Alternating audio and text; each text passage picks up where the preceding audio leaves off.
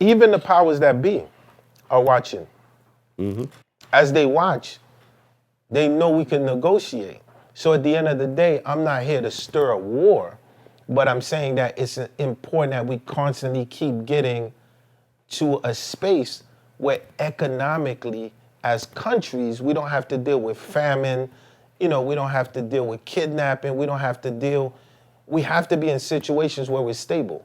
So for me, it's important that there's leaders that are able to speak like this, that could finesse this conversation as we move forward.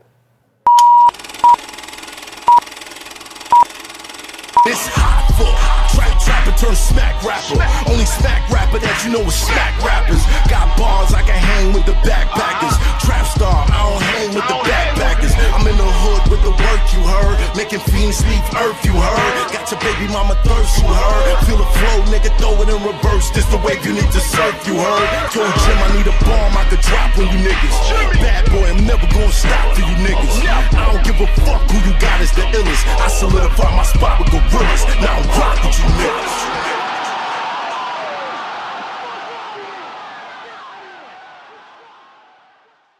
Alright, we back. My Expert Opinion, episode 95. 95, wow. Wow, big year for hip hop. Big year for hip hop. If you're a new subscriber, hit that notification bell, hit that subscribe button, hit that like, hit that share, let everybody know you in here. Don't cost you no paper unless you's a mother hater. And this episode ain't about the hate, it's about the love. And it was set off perfectly. This man walked in the door. Hold on a second, I gotta show y'all something. I'm kind of giving it away before the introduction. But when they come bearing gifts, oh yeah, this is gonna be special. This is gonna be special. This is gonna be special. You heard? I got my man Mac in the building. Salute. Sean Bigger. Jen Hoffa. Cash, what's good? Alex. We got Alex in the building. The Alex. And we have, a legend. A legend in music, a legend in works, a legend in career, a legend in genius. Math Hoffa. I would love to take that credit, but I gotta give it up, man. I gotta give it up. We got Wyclef in the building. Now, before we get started, I gotta pay my respects. Rest in peace to the brother, Young Dolph. Yes, rest in peace. He was killed today, and it's a sad thing that's going on in Memphis, and I hope that they find their way through. Moment of silence.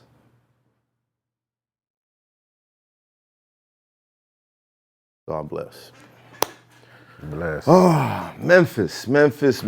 Hip hop. What is going on in hip hop, sir? You know what's interesting to me is I remember being on the highway, the West Side Highway, and we're in a car, another car behind us, we're coming from Jersey and we're rushing. We New Jersey driving it. You can imagine what we're doing on that. Right. And we headed to, I think, Long Island, and we're going to open up for Biggie Smalls and Puff. I remember, so for me, I always say that the thing about the street code, because a lot of people talk about, what street and what, the element of street, real street is family.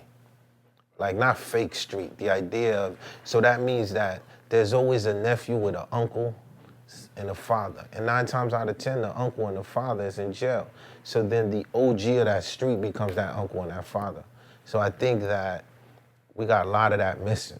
You feel what I'm saying to you? Right. Now it's just quick draw. And that's where we headed. Think about that. I mean, you giving me you give me a crazy flashback being in the green room. I think I'm in Europe, me and Tupac. And our real connection, I think it was that Black Panther and Haitian Revolution that kept us on that corner, like, you know what I'm saying to you? But then we look at it, and you know, my daughter that's 16 years old, you know, she has a Tupac t-shirt on. You know what I'm saying? Like, she got a Biggie cap on. And what the youth represent for us at that time, because we all young, right? What that youth represented and what we stood for and what we were shocked of. Like, when the passing of our brothers passed away, it was crazy. It was shocking. It was like, yo, I mean, we all closed in, right? Didn't we all close in? And now today, it's every 2 months. Every 2 months. Yeah. It's almost like the message, it doesn't linger anymore. The learning that's supposed to come out of it doesn't linger anymore. It fades, and then you just hear another one. We're desensitized to it. There's no impact to it anymore even. It's almost like, remember how it was when you would find out that Pac got shot? Like, it was almost like he slipped on ice. The impact of it just didn't really seem to hit anymore because it had happened before, and he got up and walked away. It was like nothing. Now we're desensitized to the idea of rappers dying. Almost the same way. It's like, damn, another one, and then you just move on. But is it just rappers? Or is it that we live in a society where you pick up your phone and you can see 5 deaths in 1 minute, just scrolling? Yeah, that's what it is. They happen to be rappers. You dig what I mean? The rappers are the ones that make the news outside of your block. But we've, over the last, 2 interviews we've done, we've had 24 rest in pieces just in stories that were being told. Every other comment, every other dude they reminisced on, it was rest in peace, rest in peace. Yo, remember when we was at the spot? Yeah, homeboy was, rest in peace. And it like nonstop. But now they just happen to be rappers. And it was a time when rap felt more like a way out. And now it almost seems like dudes who never got arrested in their life, you become a rapper, that might be what happens. It is currently holding the title as the most dangerous job in America, being a rapper.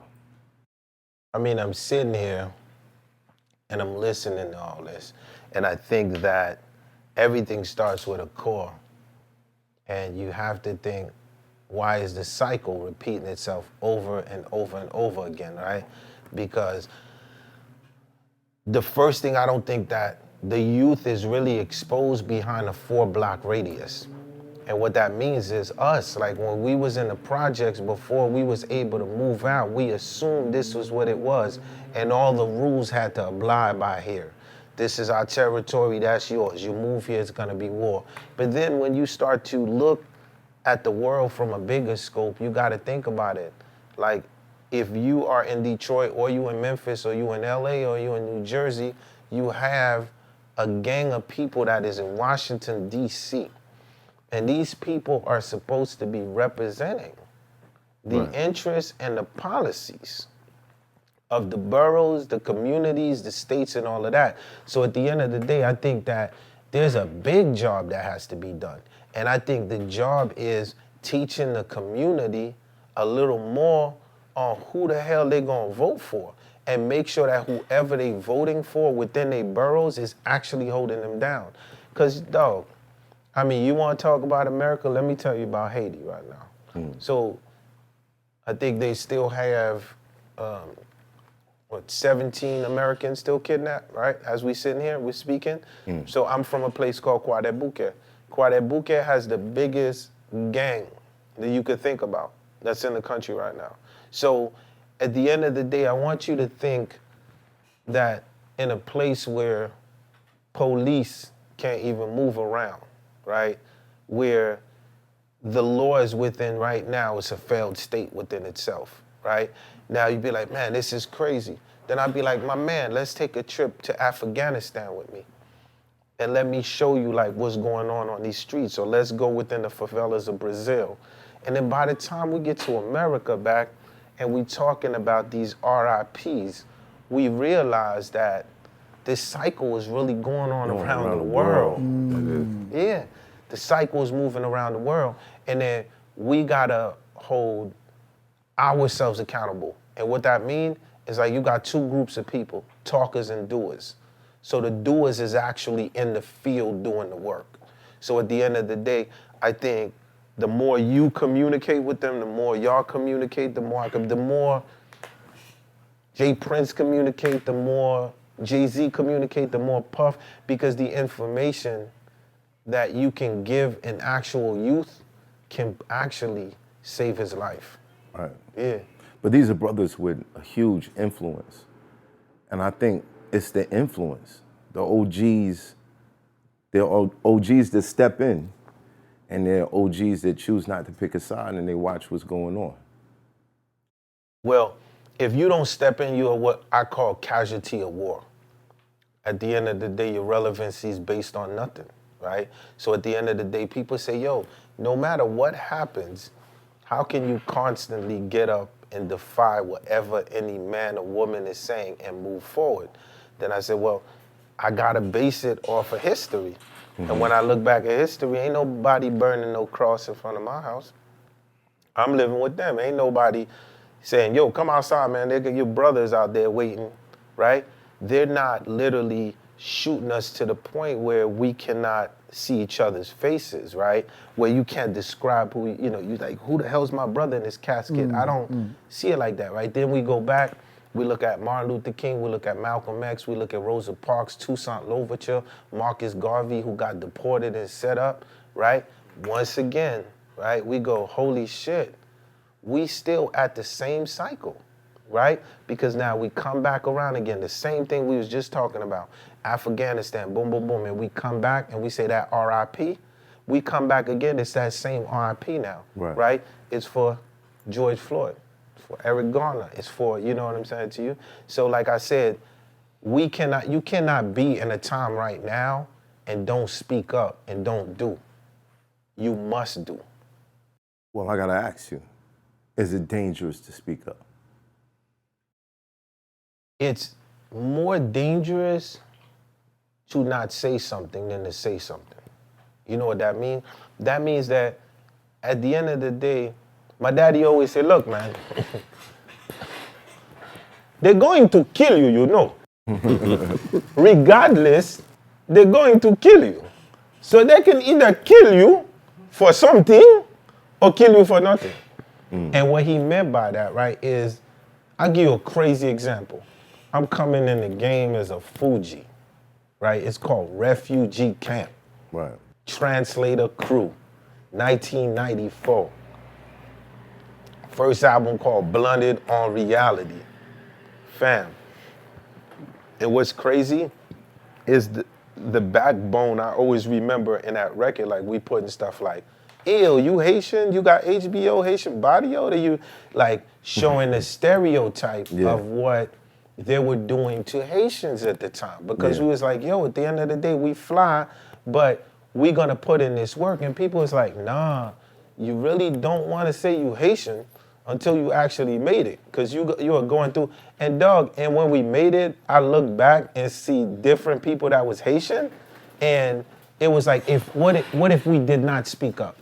The fact that I spoke up, this kid from my hood versus him picking up a gun, he actually picked up a guitar and started singing and said he could be the next Wyclef. You know, what if you don't speak up, right? Somebody in your neighborhood could be doing the wrong thing. Why are we talking right here? And you say one word, and he go, nah, dog, I'm gonna change that life. You know what I mean? So at the end of the day, people try to put a big, do you get challenged when you speak up? Yeah. You feel me? Like, think about it. On my level, right, they expecting you to walk a certain lane, right? Everybody know that's watching this. And the minute you decide like you gonna move, like, you know, take an example. Let's talk facts. Yale Haiti. Right. Started an organization. Right. I said, I don't want it to be an organization. It's going to be a non-governmental organization. They said, what you mean? I said, it's going to operate as its own government. They said, okay, talk to us a little further. I said, why every time there's a disaster, we gotta wait for a Red Cross to literally come and deliver us every time. Right. You have to wait for the boat, you have to wait for the helicopter, you gotta wait for the food. Right. So I'm like, wouldn't it just make sense if we start buying our own logistics and putting them on the entire island? So if Puerto Rico have something, if Cuba have something, if Haiti have something, hold on. One nigga ain't supposed to have all that power. So what do? They infiltrate, they start spreading lies. Yo, this nigga done stole $17 million in his, you know what I'm saying? And I felt like disrespect. They should at least said I took 100, because the car collection alone, you feel what I'm saying? So, no, just was saying at the time, I was like, yo, these people are disrespecting me, man. Right. So, but I'm saying that, right? Because, and then they plant these stories, and then now these stories get wind, right? And I remember sitting on the couch with Oprah Winfrey. And I'm not trying to drop names like Kanye at all. You know what I'm saying? That's the man, right? But I did bring a bag with me. Right? Right. So, but I remember sitting on Oprah Winfrey's couch, and tears was coming out of my eyes. Why? Because, and people was making memes out of these tears. It was like, look, right? Because when I went to the island, King, and after that earthquake, and I walked out that airport, when I see mothers that are still pregnant, that are dead under the hot sun, when I see that there's no longer hospitals and these hotels become like the safe haven for people, and now I'm walking through these hotels trying to see what I can do, and a kid go, hey, Wyclef, come here. And he says, you good? I said, I'm good. And he goes, yo, sing Yele for me. And I'm about to sing Yele for him. And I know when I'm like singing that it's literally going to be his transition. And everybody that's watching this, street folks, church folks, all kind of folks, understand and know the feeling of what it means to have someone transition in your hand as they leave the planet. But as I was crying on Oprah, this is what I was crying. And then I was tearing up. But then I was like, I remember what my daddy said. Again, no good deed goes unpunished, right? Because they gotta take us to this space to try to get us all to turn on each other. You know what I mean? Right. So of course, you're going to be challenged, but it's either you're gonna fight the real fight or you're not gonna fight at all. Yeah.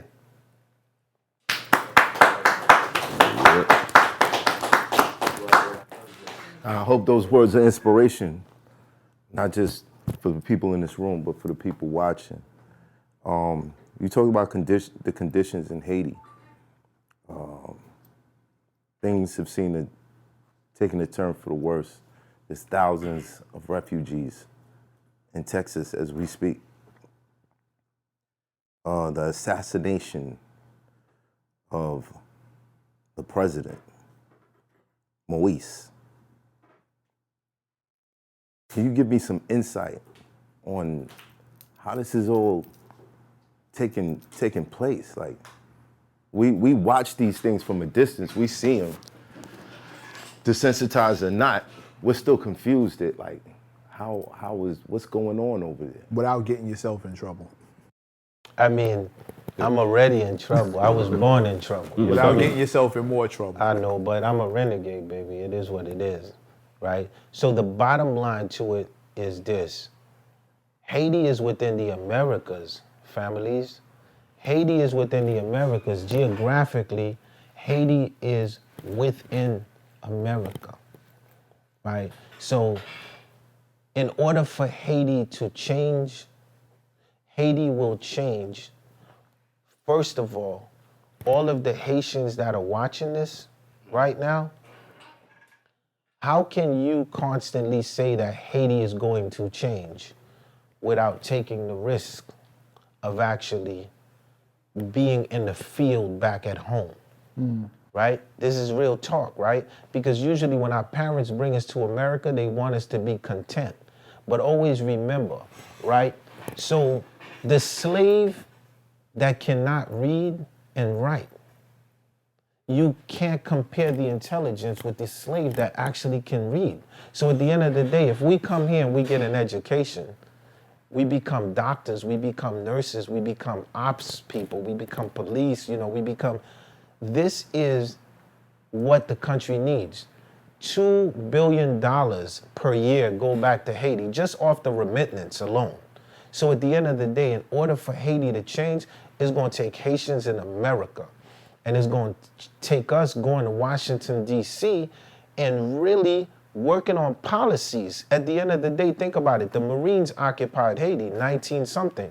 Like, that messed Haiti up more, right? At the end of the day, Haiti got its independence in 1804, then had to turn around and be paying the French taxes, right? Mm-hmm. The Louisiana Purchase y'all got out here. You know what I'm saying? We are in Louisiana, bling, bling, ching, ching, and all of that.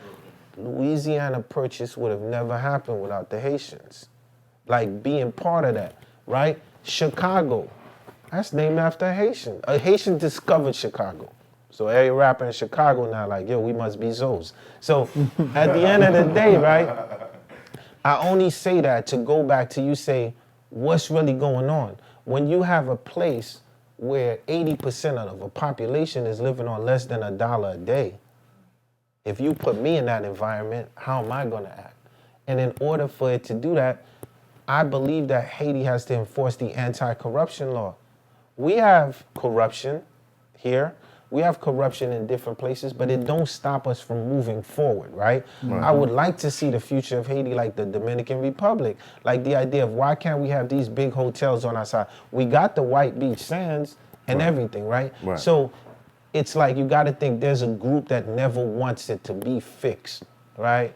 And why don't you want it to be fixed, right? Because one of the reasons is, man, Haiti is the babysitting capital of the entire Caribbean for cocaine. Period. Always money. Right? So it's always that. You got so at the end of the day, but think about it. Somebody watching that is like, yo, Unc, but the entire Caribbean, man, that cocaine be landing everywhere. That's probably what Alex is saying right now. But check this out, right? But peep it, yeah. It's landing everywhere, but somehow government finds a way to function and to work and to move the country forward despite what's going on. Right. And in Haiti, they just can't get that part of it together. So at the end of the day, people keep saying, yo, Haiti's the most corrupted place. Yeah, but at the end of the day, let's start by looking at ourselves. You know what I'm saying? Not just hitting the Twitter, the Facebook, the Instagram. Because let me tell you the difference with Haiti and Jamaica. On my word. Like, you get in a cab and it's a Haitian driver. My daddy used to drive a cab. And the Haitian guy be like, yo, don't go to Haiti. They kidnapped 16 people right now. They're going to chop your head. Don't go, right? Get in another cab. My Jamaican brother. And I know about Jamaica. Yo, I'm thinking about going to Jamaica. Yeah, man. Go to Jamaica. Yeah. Jamaica, nice. Right. I'm like, dog, I'm to you on Tivoli Garden. Yo, I'm in all the Bible. Right? Yeah. Because at the end of the day, they will be bad areas, they'll be rural areas, but that can't represent the entire country. Right. And Haiti is a beautiful place. I always say that Haiti's worst enemy is the PR that it gets within the negativity. Because everything that you see going on is all going on in Port-au-Prince. It's all going on in the capital. Really, the majority is like saying everything going on in Kingston. But what about Montego Bay? What about Ocho Rios? So with Haiti, the thing is the entire island is developed. I'm gonna tell you one last fact. When I was young, man, I used to watch these commercials. They'd be like, yo, Africa, kids is starving. Then another, right there you go, and they're like, yo, don't go to Africa. They're gonna shoot you. Yo, when I went to Africa, fam, it was one of the most spiritual experiences that I had. Then I understood why they didn't want me to go. Because basically what that means is I would find myself, right? Then I would come to an understanding of saying, oh, maybe y'all don't want people to go to Haiti because y'all want to keep digging the copper mines. Maybe y'all don't want people to go to Haiti because y'all want to figure out how to extract the gold and the oil on the ground, and until y'all figure that out. These are the things like when I started going to Africa, I started learning. So once again, we have to have that higher awakening. Right. Now, we're going to go a little bit left. Do you believe that Haiti is being specifically targeted by a device that's able to kind of create earthquakes? Okay, definitely I understand the question. A man-made. Yeah, we do have man-made devices, but there's no need for them to operate within a man-made device with the Haiti structure, right? Because the predictions of earthquakes have been made long before we were here, right? And the information, and everyone who really wants to know information, they should really dig in, like what you're saying. So that's more within a space of conspiracy theory, Right. because the factual fact is, at the end of the day, the earthquake has came back, right? And you see the constant way that it comes back, and then the entire Caribbean as a whole. You know what I'm saying? Like, I'm also a citizen of Antigua. We saw what happened in Antigua in situations where what happened, you know? So at the end of the day, no, 100% the entire island. And it's only gonna keep getting, like, you see what's going on in Haiti? Just a matter of time. Jamaica, just a matter of time. So at the end of the day, yo, they went crazy online on me when I said, like, yo, maybe y'all gotta think of the way that y'all building this structure and come up with a different part of the island and maybe start restructuring, because the scientists can see literally now points where the earthquakes are going to be coming from and in situations, right? Because we hear about California and what may happen in California with earthquakes and different things. But dude, the builders build it in a certain way of prevention, despite not saying that it can't go under. Right. But it's built like that. So they went wild on me, right? Because they thought what I was saying was like the Haitians should go to the DR, right? And just start like, yo, and I got family in the DR. One of my uncles was born in the DR. Yo, they went crazy. They was like, yo, Clef is trying to tell, let's get the army ready. Let's get, yo. And no, man. I was saying within the part of Haiti, there's so much land, and if you look at it geographically, there's places like you can literally start to move around. So I'm just thinking, like, as we move within the future, let's start to think of what the cities could look like. I'm gonna give you one last point. So I know Kanye West was in Haiti. When Kanye West was in Haiti, he was with Jovenel, the president, the same president, right? So Jovenel, I have a deep relationship with him. People might not know this, but before Jovenel was president and all of that, I had Yele Haiti. I'm the one that gave Jovenel the water contracts. Jovenel was providing ice and water for a part of the country. I was the one doing all of the contracts. I'm just showing you how far back I go with him, right? So there was another gentleman by the name of Chevron, you know, who's part of Uber. And before the president passed away, there was an idea of taking one of the islands. The island is called Tortuga Island. So I am also into the future has to be smart cities, period. Yes. Like, I don't see nothing else in my brain since a kid. That's what I thought of. So there was an idea of like, what would happen if we took Tortuga Island and that became a smart city? You know what I mean? And then literally, if there's 20,000 people on the ground, you literally could make them millionaires overnight, create a coin for the island, make it stable within itself. Now, then, you know, the president got assassinated and he, you know, God bless his soul. But these are the kind of things. The two were connected? No, not at all. I don't think that the combination of trying to do the island was in no way connected with that, no. So that violence was just random, regular The violence of who? president being assassinated. I think in knowing the president very well and having conversations with him, and him waking me up at times while I'm asleep and asking me some, a couple of things. I think that the hit is a very calculated hit. And the hit, in order for you to hit a statesman like that of such a level, you have to have multiple parties involved. You know what I mean? I think a hit like that has to come from the highest form, because the way that a country operates is, so just say like if you in the DR, you in Venezuela, I'm in Haiti. So we all share intelligence.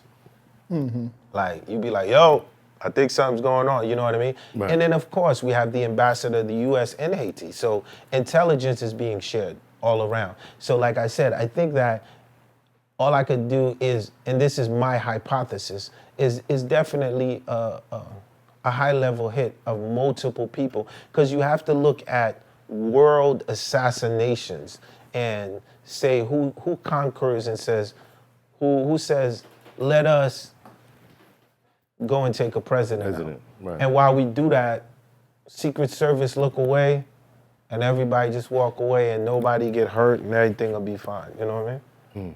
Yeah. Something to ponder on.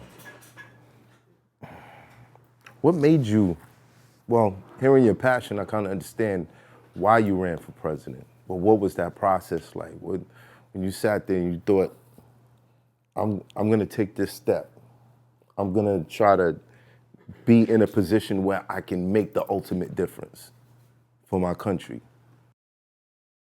Well, remember we talked earlier and I said there's two kind of people, talkers and doers, right? So the doers, we always say, I'll break it down in simplicity.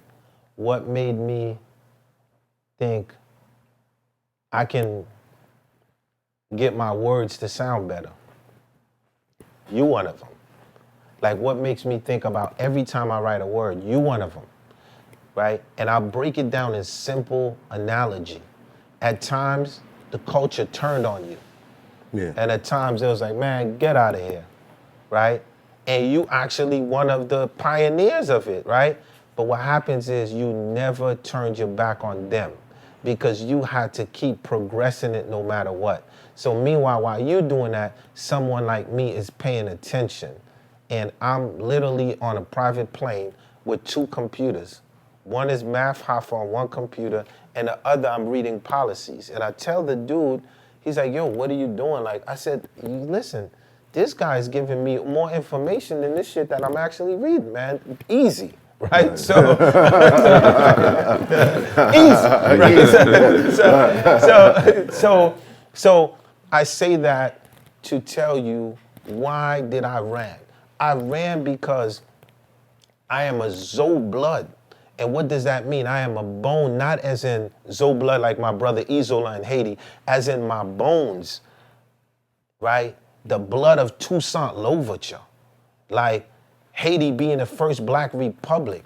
I was born on October 17th. They killed the leader, Jean-Jacques Dessalines, on October 17th. What am I to do if you kidnap Toussaint Louverture? You tell him to come to France and everything gonna be cool. Mm-hmm. Like, you know what I'm saying? Come to France, everything cool. Then you put him in a dungeon.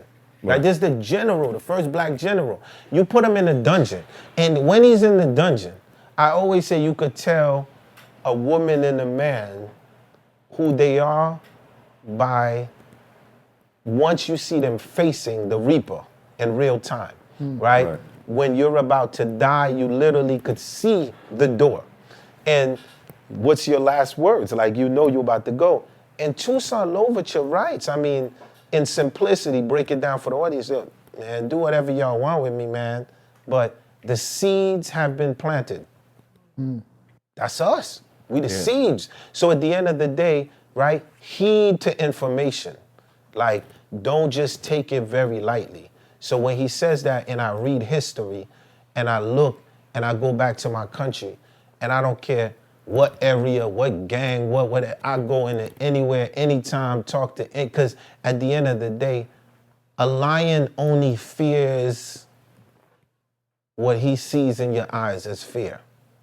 So at the end of the day, as real as you are is as real as the person see you to be. You know what I mean? So I ran because I felt that two things. Earthquake happened, 250,000 people under the rubble. So why couldn't we rebuild Haiti with carbon credit? Now hold on. A lot of people's like, hold up, Clef, you just lost us with this carbon credit thing, right? Yo, family, I just want everybody to know that there is an environmental fund for the world. Like literally, you can get funds from different part of the world to build your country if you're going through like natural disasters. Right. It's just the politics. Certain countries don't want you to mess with this country or with that country. Yeah. So at the end of the day, I felt that, oh shit, if we owed the World Bank money, we owe the IMF money, we can come in and now with this carbon credit, start a whole new energy within the country.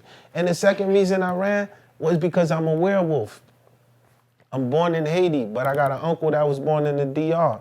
And I feel like as we move forward, if we can bring more of a unification with the islands without them constantly fighting and maybe understanding a little bit, you know what I'm saying? You might be like, hey, DR might be like, yo, I don't fuck with them Haitians. But when I'm like, hey girl, I can see your body dancing. And they're like, yo, that's our man, Wyclef Jean, you know what I'm saying? I'm like, yeah, but I'm Haitian, like, what are we doing? Right. So at the end of the day, we share the same culture. So for me, I felt that a unification would be important because I feel like there's things that DR is doing that Haiti could be doing. And I think that there are parts that the DR can help Haiti with. And there are parts that Haiti can help with the DR with, you know what I mean? I think if all the islands came together and had one Caribbean dollar, like $1, you think that'll boost everything, like that'll make it better? That's a great question. So within the entire Caribbean, we have what's called CARICOM. So CARICOM is a unification where, as in us right now, we all are an island and we all get together, right? So this is a great question. And I think the answer to your question is, of course, yes, right? So what happens is, you know, there's one time that Colonel Gaddafi, right, general who passed away, you know, who got murdered, killed, was like, look, man, at the end of the day, if we can create an African frequency, if we could take all of the money within Africa and put it within one structure, that currency can actually compete with the euro. You're like, oh yeah, okay. Definitely. So I say that because, yeah, so now, yeah, at the end of the day, if the Caribbean, but in order for that to happen, who are the hierarchies, right? So that means if we're talking about Jamaica, we talk about England, right? Right. We're talking about Haiti, right? Right. We're talking about France, Canada, US, right? So at the end of the day, in order for that to happen, we would really have to be the ones in full control. And as of now, we're not in full control. Come down to resources. Resources. Everybody is just talk about resources. Why Africa, Madeline, most gold and everything come from there. Right. But yet still, there's not a direct link with trading with Africa and the Caribbean and stuff like that. Because at the end of the day, as he said, powers that be want to control the resources of the world. And even the powers that Perpetuated corruption. yeah, but even the powers that be are watching. As they watch, they know we can negotiate. So at the end of the day, I'm not here to stir a war, but I'm saying that it's important that we constantly keep getting to a space where economically, as countries, we don't have to deal with famine, you know, we don't have to deal with kidnapping, we have to be in situations where we're stable. So for me, it's important that there's leaders that are able to speak like this, that could finesse this conversation as we move forward. Has to. Because everywhere you go to Barbados, you gotta get their money. You go to Jamaica, you gotta get their money. The island should all have one coin or whatever they want to do, but that'll raise the whole economy. Yeah, but there's money in division. There's always money in division. You got to figure out who's getting who benefits from the division. There's unity is expensive, and not in a way that it costs a bunch of bread to pull together. But you're taking bread out of someone's pocket whenever you unify. Whenever that happens, somebody's getting the short end of the stick. You don't have to go to the Caribbean. You can go down Flatbush Avenue and see that in a black neighborhood, black people don't own much of the neighborhood. We buy most of the things that we love from other people. Somebody else is selling you your clothes. A different kind of man selling you your food. Only things we trust in black people, only things we trust from each other, hair and buffets. We trust the food. Buffets. And we trust the fried hair. chicken? Did he just say fried chicken? Pretty Did much. he imply that? I think it goes back to the same saying. They're gonna kill you for something. Right. They're gonna kill you rather than kill you for something than for nothing. It's got to be worth dying for, though. Most of these cats ain't built like that. That's plain and simple. So, based on your theory, so the way that currency operates, right? So just say you was to start a coin, right? The value of your coin, what determines it? The people who Right? spend it. So that's right. So then now you're dealing with a banking system structure. So literally through banking, I could bring the gas up or bring it down, depending on how I want to fuck with your country, right? With my country, right? So at the end of the day, the unification of a coin has to come from a hierarchy. So just take somebody for Haiti, for example. If you owe the IMF and you owe the World Bank, which is multiple parts of Africa, right? So literally you're going into a war, right? That can be won, but the part of the war that can be won is to understand how currency works and to tell people, look, we want our currency back. Like the bottom line is, for what you're saying has to happen, the people have to understand the value of a coin. Right. If there's 11 million people, they have to understand if they all get together, they can literally rise the gas price, put it down, do embargoes. They have to understand that energy. And that's not just for Haiti, it's the entire Caribbean, Africa, Brazil, everywhere. I'm with you. Africa is the largest continent, and look at it. That's right. So much different small countries. Yeah, but again, it's also a place where there's so much internal corruption that the money doesn't trickle down. The people don't believe in the leaders. There's money you visit in different division. places in Africa, they don't believe in the leaders. Everybody wants to be their own, you know? That's another conversation. But no, hidden that though, despite that, Nigeria is still high in the stock market, right? Ghana is still moving forward in the stock market, right? To your point, even within the corruption now, people are fighting through that. And people are figuring out, like, we can't stay, people be like, yo, why I get into politics? Well, you can't stay out of it, because at the end of the day, this is Gotham. You either gonna be on the Joker side or Batman side, but you gotta choose a side to move, because that's how it's gonna work. So it's important that even if we don't want to get involved in politics, we make sure that our hand is respected through social projects. Yeah. Real talk. Now, to lighten things just a little bit, when I heard that you were a diplomat, an ambassador, I remember watching Dipset. I'm a diplomat like Dipset. That was one thing. And I remember watching Lethal Weapon 2. And the bad guy, you know, every time he committed a crime. Diplomatic immunity. Diplomatic immunity. Diplomatic immunity. Do you have that? I do.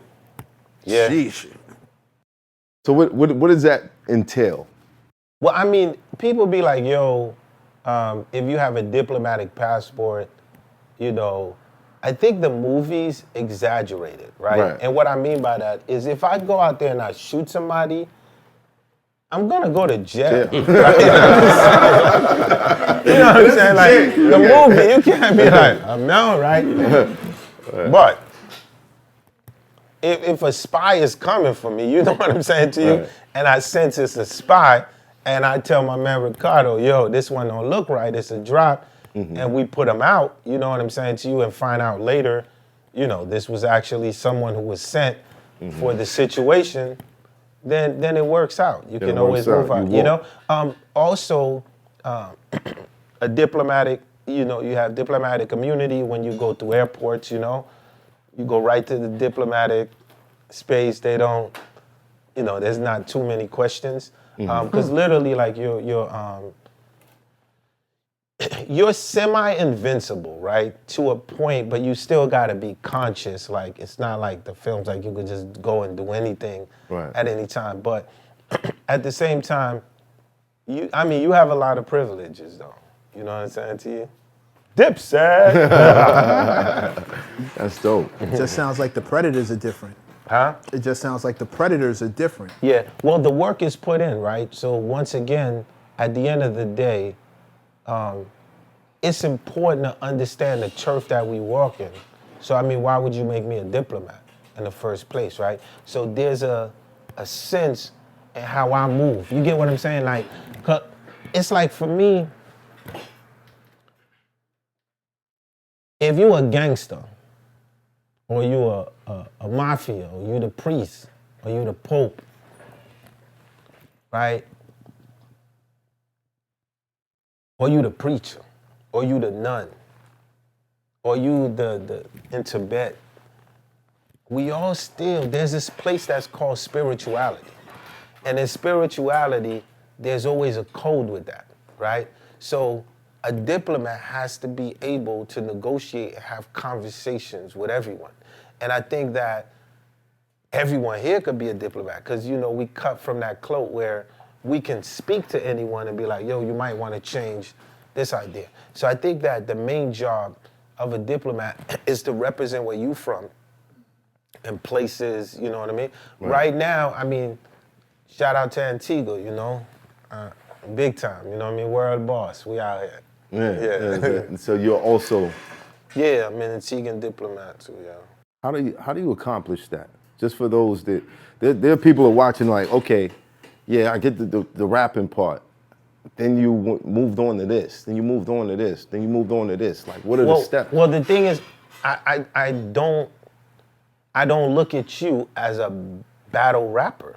Right. Like, I don't even know what that means. Like, you know what I'm saying? They ain't called Shakespeare, I guess. So now what it is a word that we create, right? So that within our culture. So now let me take the word battle rap out just for a minute. So what are you? A writer. That's right.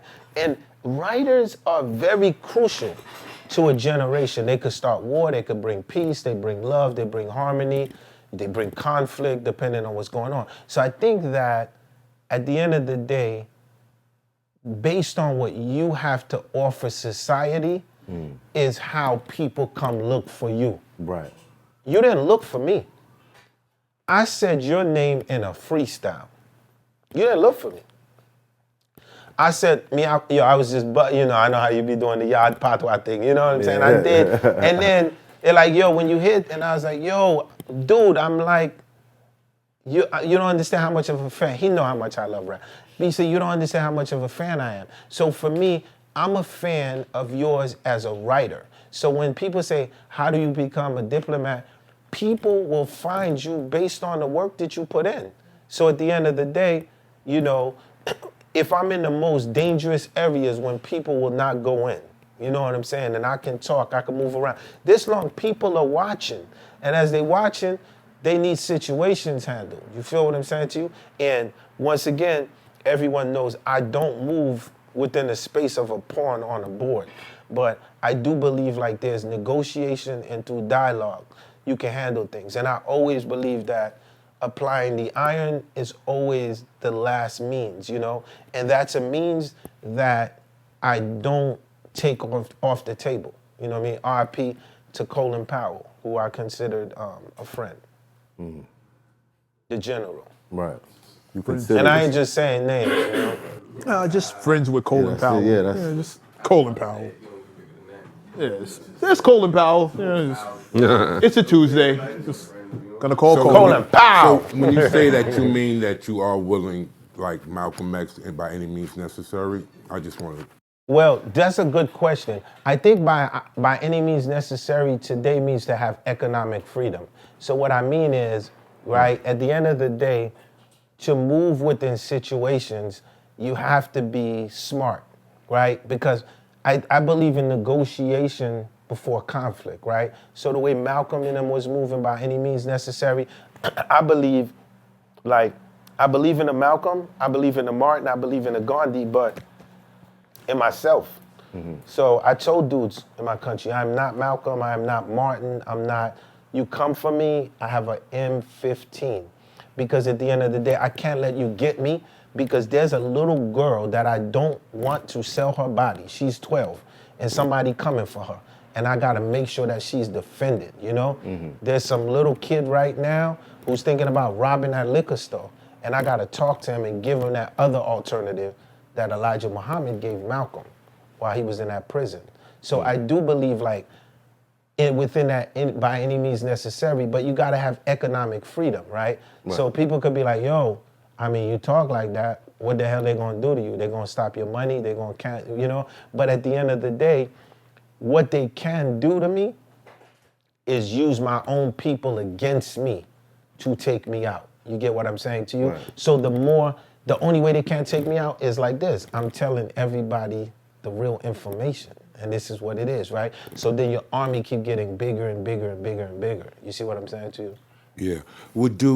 And this is for everybody, do you really believe that the changing of our economic system, us getting empowered in a money system, could bring our people salvation? Well, I think salvation comes in two parts. One is that when we say our people, I think I'm your people too. When I say Right. our people, I mean every living person on the earth. Now, you could break it down in categories and we could start and trying to say like black people or something, but I Yeah. mean Well, humans, I yeah. mean people, period, Yeah. because we're all in this together as people, humans. Yeah.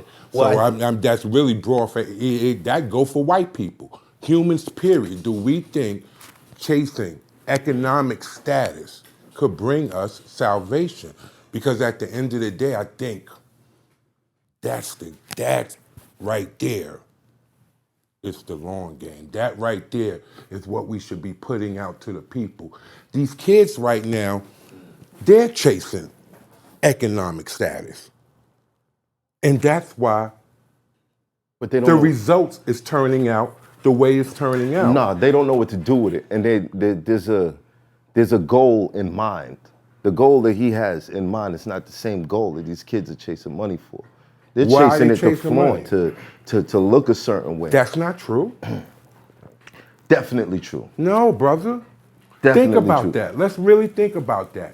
Why does, and let's ask ourselves, why did you hustle in the hood when you was young? What did you really want when you was young, when you hit the street? To help my mother. Thank you. We don't even have to go no further. Right. So it's the same thing the brother is saying. It have nothing to do with looking good. That just is a part that came along with it. Right. You know what I'm saying? When I started getting money, I was able to go buy a new pair of sneakers. And yes, I like to look good. I like for the girls to look good. But that wasn't my intention. My intention was, as any young male that is in the inner city, I wanted my mom the hell out of there. You know what I'm saying? I Right. wanted my family out of there. Right. I wanted to empower my people. So what's the question? What's the question? The question is, do you think that economic status could bring you salvation? In the hands of people who have the same intention that you and math did at that time, yes, if that's your intention. Because money equals freedom. It's just a tool.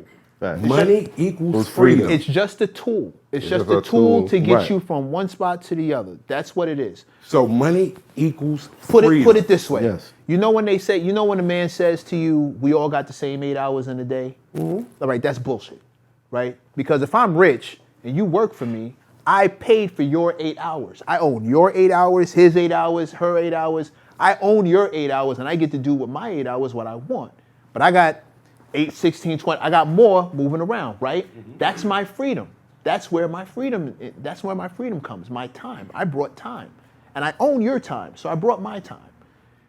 If your goal when you're hustling is to get your moms out of there, is to get your family in a better position, all you're really trying to buy them is time away from a stress-free area, a stressful area, a stressful situation, time away from a job that she's working strictly to pay for the house, for the bills. Doesn't work. Right. But not just that, horrendous conditions.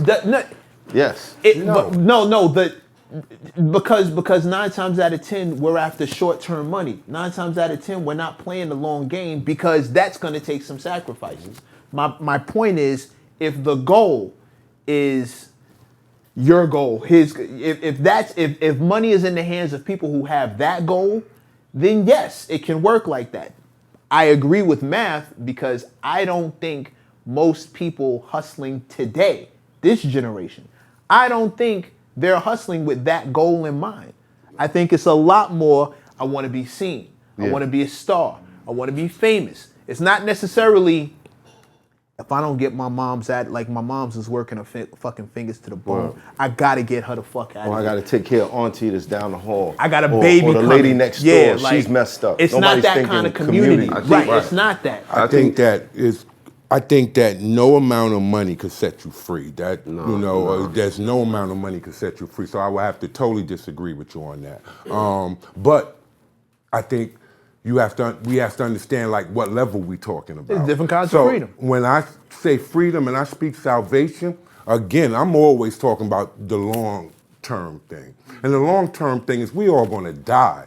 You know what I'm saying? That's something that cannot be ignored. And that is the reason why most of us are in sin and keep rolling around, repeating the same thing because we don't walk around and keep that in the forefront of our mind. There's many levels. We are There's going to many die. levels. Listen to me though. There's many levels. Just believing in God doesn't build buildings. It doesn't fix society to the point. Okay, I'm pretty sure there were a lot of people who believed in. Yeah. So I have a question. So my question is, do you have kids? Of course.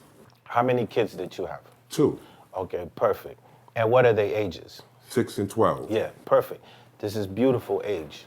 Now, everything that you do within existence as a father, I assume we are the same and within that likeness. It's to make sure that our children have a better life. Are we in agreement with that part? Like as fathers, our kids, our whole objective within living, because we know we on our way out, is whatever we making is like, if she's 6 or 12 or my daughter is 16, as I make that transition, my job on the planet is to do everything to make sure that they're okay. Are we on that same page? Absolutely. That's right. So that's the first page. So being that we on that same page, everybody that's watching this understand that we do anything for our kids, and that's the bottom line to it. So being that we would do anything for our kids, the things that every other people are doing for their kids that they're not putting us within the black community as is very important. Right. And it's a word called generational wealth. And generational wealth is very, very important. So, because what that means is, with that mindset, we'd be like, oh, we're gonna go. But while we're thinking that, a person who's thinking generational wealth is thinking what building they're gonna leave for the 6-year-old, right?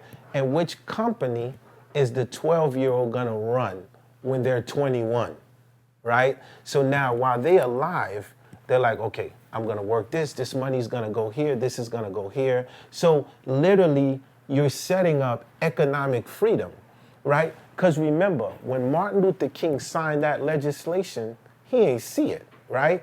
He got popped in the balcony. We are the one that are rejoicing from that work that he put in, right? So at the end of the day, right, the idea of economic freedom, what does that buy you, right? That ain't gonna buy you no salvation, right? But what that buys you is a seat. This is very important to have a seat. And the seat literally means that, real simple. This seat that I'm sitting in is so that I can fight for my kids and their kids, right? Because before I was in this seat, my daddy and my mama, they came over. I have a seat.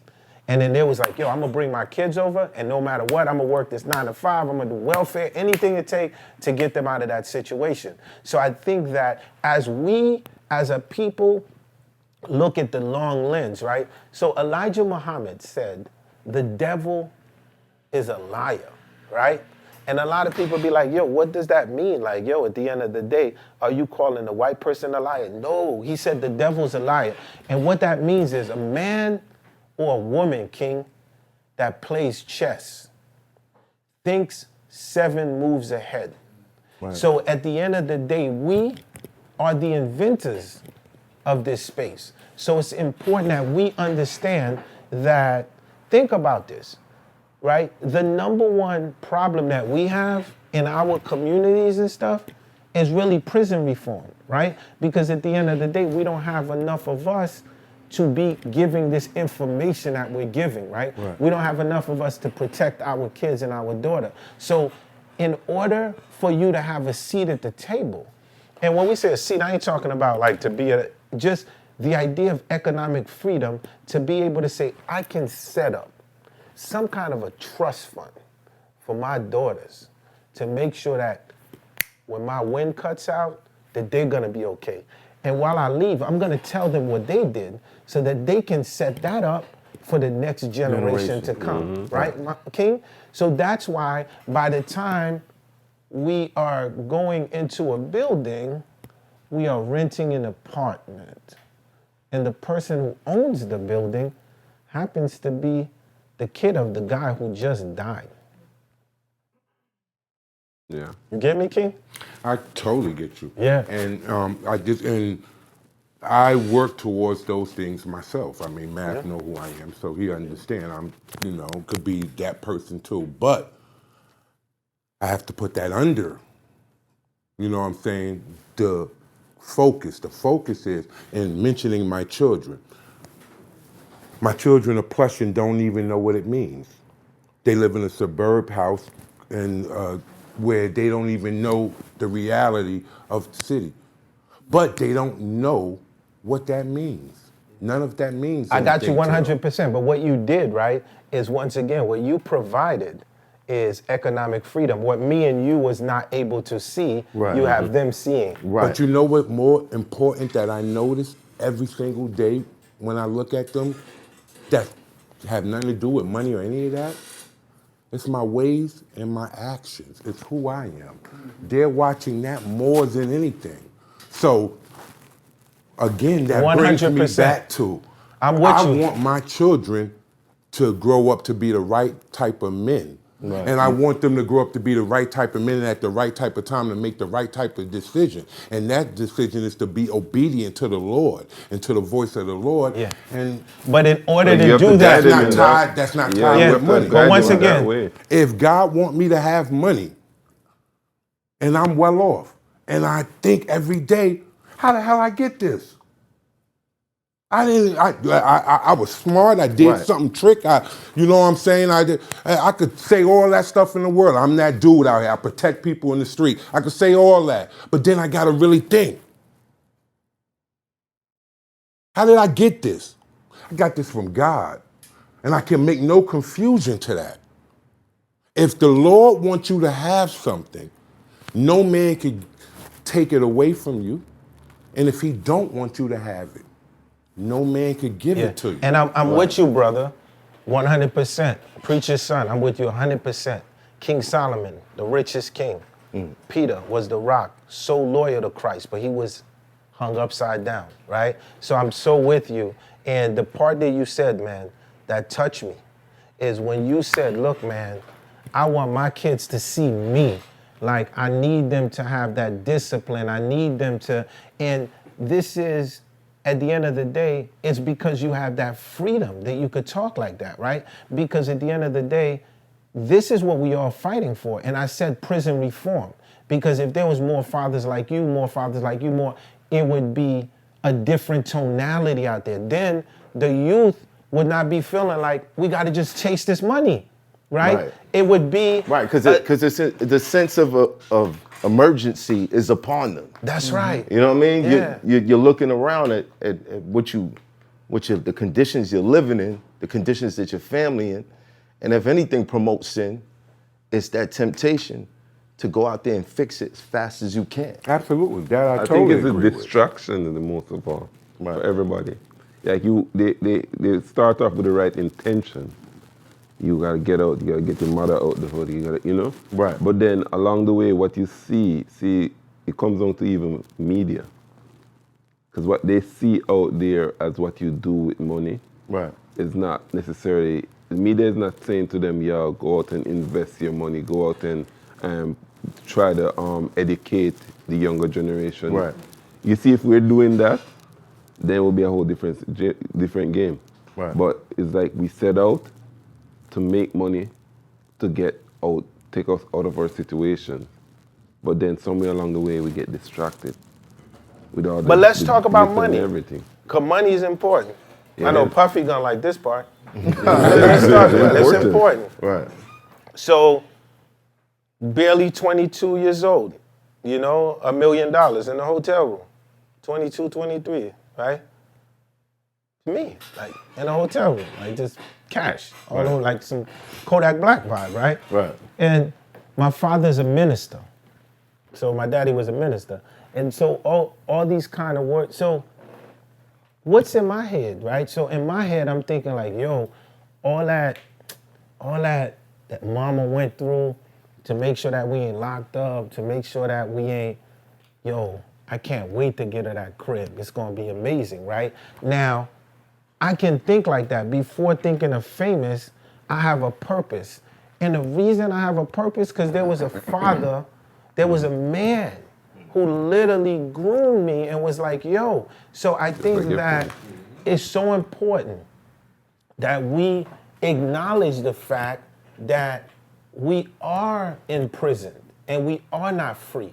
But that's within the prison system, because this is the new form of slavery. So we're not allowed to give the youth that information. Being that they are not growing with no papa, what do you expect them to do when they see $1 million in their hands or 100 bands? Like, it's going down that night, right? Because at the end of the day, the purpose has to be more than just saying it, right? And I think that the people that they would actually listen to, the ones that could get to them, the ones that they can have a conversation with, is the ones they talking through the glass on the telephone.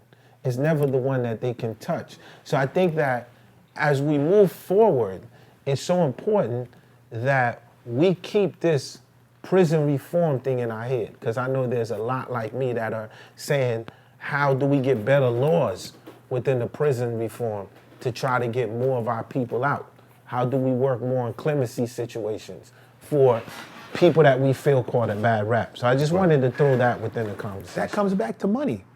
That's right. That comes back to money. Yeah. If Dr. Claude Anderson talks about the pillars of financial freedom all the time, like one of the main ones, you have to be able to pay to play in the political realm. You got to be able to buy, like all of that stuff is for sale. My father used to always say, here we go. My father told me a lot of times, anything you want to do in this country is legal as long as you can pay for it. If you can pay for it, you can do whatever you want. You just have to have the money to go and pay for it. Prison reform. You just hit me, man. You hit me hard. You gave me a flashback. I don't know if you was there. You might have been there when the Honorable Minister Louis Farrakhan had everybody come. I think this was in New York. Puff, Jay, Suge, and the idea of a bank, right? And the idea of what would happen if we all decided, like, you know what I'm saying? If everybody said, okay, everybody that got this amount of money, let's start a bank, right? And then we start a bank. And they say, okay, now that we start a bank, what's going on in Washington? To your point, what are we thinking about changing? And literally start to lobby people and send them to Washington and be like, yo, change this. And this is with the idea of like the economic freedom. So we're not saying that, money is it all or whatever, but at the end of the day, to play in a structure that we had nothing to do with writing a constitution.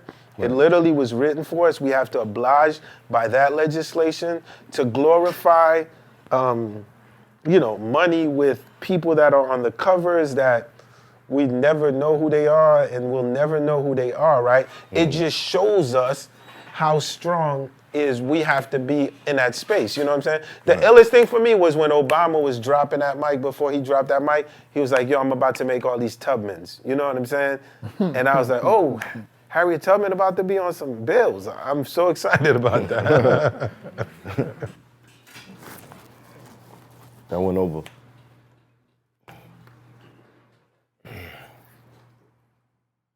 Damn, what do we Good go luck. from there? Good luck chopping this shit. Like, yo, I'm glad I ain't the editor. Well, let's rewind, because we get to see the visionary, we get to see the man of the people, we get to see the growth, like who you've become. Let's go back to where it started at. Refugees, being in Newark, Coney Island, those days. Yeah. Did you even imagine being where you are right now? So it started in a small village in Haiti called Kwadebuke. And I was 6 years old. And I had a donkey. And in the donkey, it was a small village, like think Slumdog Millionaire. And then in the village, we had a cemetery. And in the cemetery, that's where we all played. That was our Walt Disney. So literally, I'd get on the donkey, and then the whole gang come around. And then I'd be like, in Creole, "But in New York," translation, "I'm going to America, New York. And, what do you want me to bring back for you?" And I guess that was my first experience of what's called imaginary friends, right? So, but I'm bringing back imaginary gifts, right? So you come back around, and you're like, yo, what do you want? And going in the cemetery around the donkey and coming back, I was like so excited, and the kids were so excited. We forgot we didn't eat for 4 days, right? So for me, it started there because I understood the power of imagination. And then so for me, I was able to heliport myself to a place of just higher consciousness. So by the time I was 10, my parents came and got me from Haiti and brought me to Brooklyn, to Coney Island. And I'll never forget. So when we got to Coney Island, y'all just made me remember something. So let me show y'all how crazy this village was, right? So in the village in Haiti, where I was coming up, what was crazy about it was I never seen an airplane. I ain't never see no cars or nothing. And I remember us being so hungry, and then an airplane would be coming, but we didn't know what it was called, an airplane. We'd call it the giant bird. And then, so we all running like some Shaka Zulu, you know what I mean? You got your wrap around you, and pulling our slingshots back, trying to hit this giant bird. Because if we can hit that bird, that means we can eat for 3 weeks. I'm just showing you power of imagination. So for me, when we got to Marlboro Projects in Brooklyn, I looked at my brother and I remember when we was pulling up in an LTD station wagon. Now, that's one of them long station wagons, man. Yeah, with the wood panel on it. Yeah, with the wood panels. And fam, you couldn't tell me nothing. We was rich. We have made it. I looked at my brother because the hut that we came from, the rain that we endured every night, the walking 5 miles when the donkey ain't want to go to get water in the well. I said we made it. And now we done made it. Now we get into the projects and we are happy. Because when I turn when I go like this, I see water. I'm like, blood. Not that, right? Oh, it's in the house. So I put it, man. Then there's something, you use the bathroom, you put it down. Man, you go to this little kid. And keep in mind, the entire apartment is half of this place. Grandma, auntie, all of us, me, my brothers and sisters watching this, we all piled up on each other. I was so rich. What's my amusement? Then we would go to the roof. And now when we get to the roof, depending, you know, we trying to get to the roof. No, y'all can't go to the roof today. Why? There's a body on the roof. We couldn't go. The days that we got on the roof and we looked and we saw an amusement park right from the projects. Where I come from, I told you. So now I seen the cemetery turn to an amusement park. So that cemetery that I used to play with in the tomb with the kids, it didn't look, now it just came to life for me, the power of imagination. So that thing I dreamt by, King, I'm like, yo, we in Coney Island. Then for me, this was really the start of it. Like I started to understand like what that was. And let me tell you, so now I'm thinking all black people's the same. I'm so excited to be in America. Some Prince Hakeem vibe, right? So I don't know the vibe yet. I love you. Yeah. All that good shit. Yo, this shit is fly. Like, yo, we in America. And I'm thinking, so this is my first experience. Like, so you have to understand. So my first experience, 4 dudes is on the block. I can barely speak English, but I know a few words. The key words to get friends, you know what I'm saying? Because they look like my age, you know? So What was the key words? You know, so I go up, I go, how you doing, brother? How you doing, brother? Right. How you doing, brother? I'm happy to be here. Let me say, the fuck this nigga talking about? Nigga, go back to fucking Jamaica, bro. Like, and they keep playing their dice game like, yo. So, but I'm shocked because we are the same complexion. And I didn't understand why they was telling me to go back to Jamaica. I ain't Jamaican. I'm Haitian. I didn't understand what that mean. Right. So then I was like, oh man, so Jamaicans, Haitians, Trinis, as long as you have an accent, you Jamaican. I guess that's how it's gonna go. Go back to Jamaica. Yeah. So this experience now makes me say, wow, how am I gonna communicate with these guys? Because I'm gonna be here in this building, and every day I go out, I'm gonna have to see them. How am I gonna communicate? So, and I always tell people, say what you want about the projects and tell all of your we shall overcome stories, but let me put you on a backpack and try to go from one building to another building to try to cross to go through school without getting your sneakers taken. Right. Then come have the conversation with me. So automatically now, we have to go on the defense. You know what I'm saying to you? So I've had cousins that, one cousin got killed in front of Erasmus High School in Brooklyn.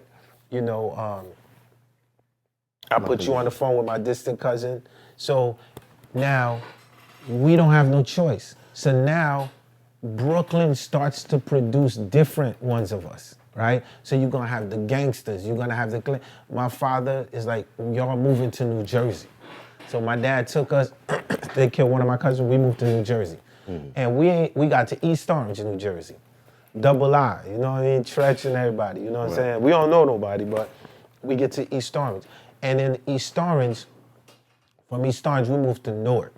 And Newark, I would say Velsburg High School in Newark, that's where it started for me. And I think like the swag was because we moved to Jersey and every weekend we in Brooklyn. So every weekend we on the bush with my grandma. So I think that a mixture of what I was getting from BK and then Jersey was no joke. Like Jersey was real serious. Like when my father was moving us to Jersey, he only moved us to Jersey because the shit said Garden State. And he was like, oh, this is Farmer's Town. So he was moving us to Jersey. The dude thought it was Farmer's Town. He was, yeah. You got shut up. Yeah, He wasn't ready. Set them up. Farmer's Town. And we ended up in South Orange Avenue, Newark, New Jersey. My father bought a funeral home on South Orange Avenue. Burnt down funeral home, King. So Wyclef Jean my brother and I said we was living in a burnt down funeral home. Still with the coffins, the embalming fluid. But my father had a vision. And he was like, yo, this gonna be the first bilingual church here, right? And I'm like, yo, this Haitian crazy. But we can't tell him that. And we lived in this funeral home. Do you know how embarrassing it is, right? So we on the South Orange Avenue. When kids are going to school. How old are you at this time? I'm like 16. Don't use this bar against me, by the way. I know you're a God. So Right. when kids are going to school, right?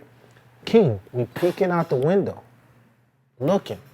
And we gotta let everybody pass first. And then when we let them pass, once we know like they gone, King, we slip out the house. Cause we never want People to know. you're a teenager, man. You don't want people, Yeah, you're facts. gonna try to rap to a girl, she gonna be like, you live in a funeral home. Facts. It ain't gonna go down. Facts. So, right? So, There's no bigger statisticians than teenagers. right? Bruh. Yeah, because Yeah. you have the pressure, you gotta be cool, you gotta be everything. So so now I go to Velsburg High School. And for me, that really started the idea of me understanding and saying that I gotta be heard. I wanted to be heard. But I wanted to be heard because watching the deportation, you know, I didn't agree with it. I felt like my man who shot somebody, it was justified because if somebody gonna take your sneakers, now why he has to be in Rikers Island, gotta wait and get deported? Like, I was seeing it from a different lens. So how am I gonna fight that? Because I can't go the route that they go in because I'm gonna get deported. So I was like, you know, I'm gonna become the best composer in the world. I'm gonna be like Quincy Jones, I'm gonna be like Gershwin, I'm gonna be the hottest thing in the world. But I was like, that can wait. If I can be the best battle rapper in this school, I am going to get the Haitians they respect. Anybody who's watching this right now, from 1984 to 1988, I know I look young, you know what I'm saying? That's that Benjamin Button effect. Like, so, fam, 84 to 88, all I wanted to do was battle rap. After I seen this movie with this tall guy called LL Cool J. Came out with the box, put it down, my radio, believe me, I liked it out. And the way he was moving, I was like, man, this guy, I gotta go start lifting weights. I gotta cut my hair right, gotta stay smooth, boom, boom. So now, this is who, because I'm like, if I can do that, I'm going to get the school to respect where we come from. So I entered every talent show you could think about. I never lost a battle, right? And this is high school, so. Never. Now, I'm gonna show you a story. Never, everyone who watching this don't. Nelly Nell, I've never, ever lost a battle. Nelly Nell. Nelly Nell never lost a battle until one time. Now, this is how I lost the battle. So the way that I lost the battle is arrogance. So you know how you think like, yo, Samson, right? Because you think you got all your hair and you like, yo, not knowing that they plotting on you. Right. So they're like, yo, anyone who wants to, and this is what's crazy. My daddy, anyone who knows me from school, the same microphone my dad preached with, it was a gold microphone. I used to put it in my suitcase. That was my scheme. And then I go to the school, and then I got my suitcase, and you know, in the cafeteria, they're like, yo, you got a battle. So the suitcase there, you know, and I start scheming. And you know, the crowd's like, yo, don't let him go in the suitcase, right? Yo, it's over for you, you know? You pull out the gold mic. What? Yo, I pull out that gold mic. I'm like Chess, a young prodigy. They like, yo, he's speaking this language, that. Yo, so I built my name in that school. And now I'm in love with hip hop because it's giving me a thing. And meanwhile, I'm like a crazy music head. So my teachers do not want me to do poetry, rap, and all of that. They want me to focus on that. But peep this. This is big juice. A jazz gym teacher named Wayne Slappy. Dude was like, yo, I see what y'all doing. So y'all like to rhyme. So, yeah. Says, I'm gonna bring y'all somewhere with me. And y'all gonna meet somebody. So he bring us to Newark, right? Us. Yeah, like me, my other man Robin, Rodney, you know, we got a little group like the Coke Crush, right? So, Right. So he takes us, brings us to Newark, to Amir Baraka house. Oh shit. Yeah. So Amir Baraka was a crazy poet, right? His son is Raz Baraka, the mayor of Newark. Right. But Amir Baraka, he brings us in there. And now I'm hearing jazz playing, and this dude start to talk. And the way he talking, it's like some Last Poets. I never met the Last Poets. I got the vinyls. Like he's going in, and I'm like, yo, this what I want to be doing. Like, so this teacher opened up my eyes. Gym teacher. And then he was like, say, I'm gonna manage y'all for a little while. He the one that was like, yo, I want y'all to wear tuxedos when y'all rhyme. He had a whole scheme thing in his head. So for me, he set the chart. So when he set the chart, I knew that I had to do more than words. Because that guy right there, who's in that spot, that energy that he's coming with, he's giving the information without even talking to people. And that's how you're gonna communicate with the youth. Because if I tell you don't do it, you're gonna do it. But if I just say it a certain way, it just goes with your mind. That's what he was doing to us. So fam, now I'm a high school major in jazz, and I get a call that I might not graduate high school because they're saying I'm lacking in algebra and I'm missing a course, and my music teacher gets a paper that says they want us now to compete in Pasadena, California for the jazz competition. Right. So keep in mind, I leave Haiti at 10 years old. At 17, I'm playing like 10 to 14 instruments now. I'm competing in Pasadena, California, right? Because at the end of the day, I just was like so happy to be here in America. And I was like, I didn't see no obstacles. I didn't even know what that mean. So that's why I tell my man, like, yo, we don't have nothing to complain about. We here. So 10 years old, at 17, we compete. Long story short, we compete and we win. Come back to Jersey, and I hear there was a magazine called Backstage. And when we read it, it said Rakim, the guard, is shooting a music video in Long Island. And it's a record called Don't Sweat the Technique. Wow. Fan. Yeah, I don't know what the topic is. I just know I'm a Rakim fan, and there's not a Rakim record I don't know. So I took my big ass upright bass on the train. My man took his drums, my other man took his sax.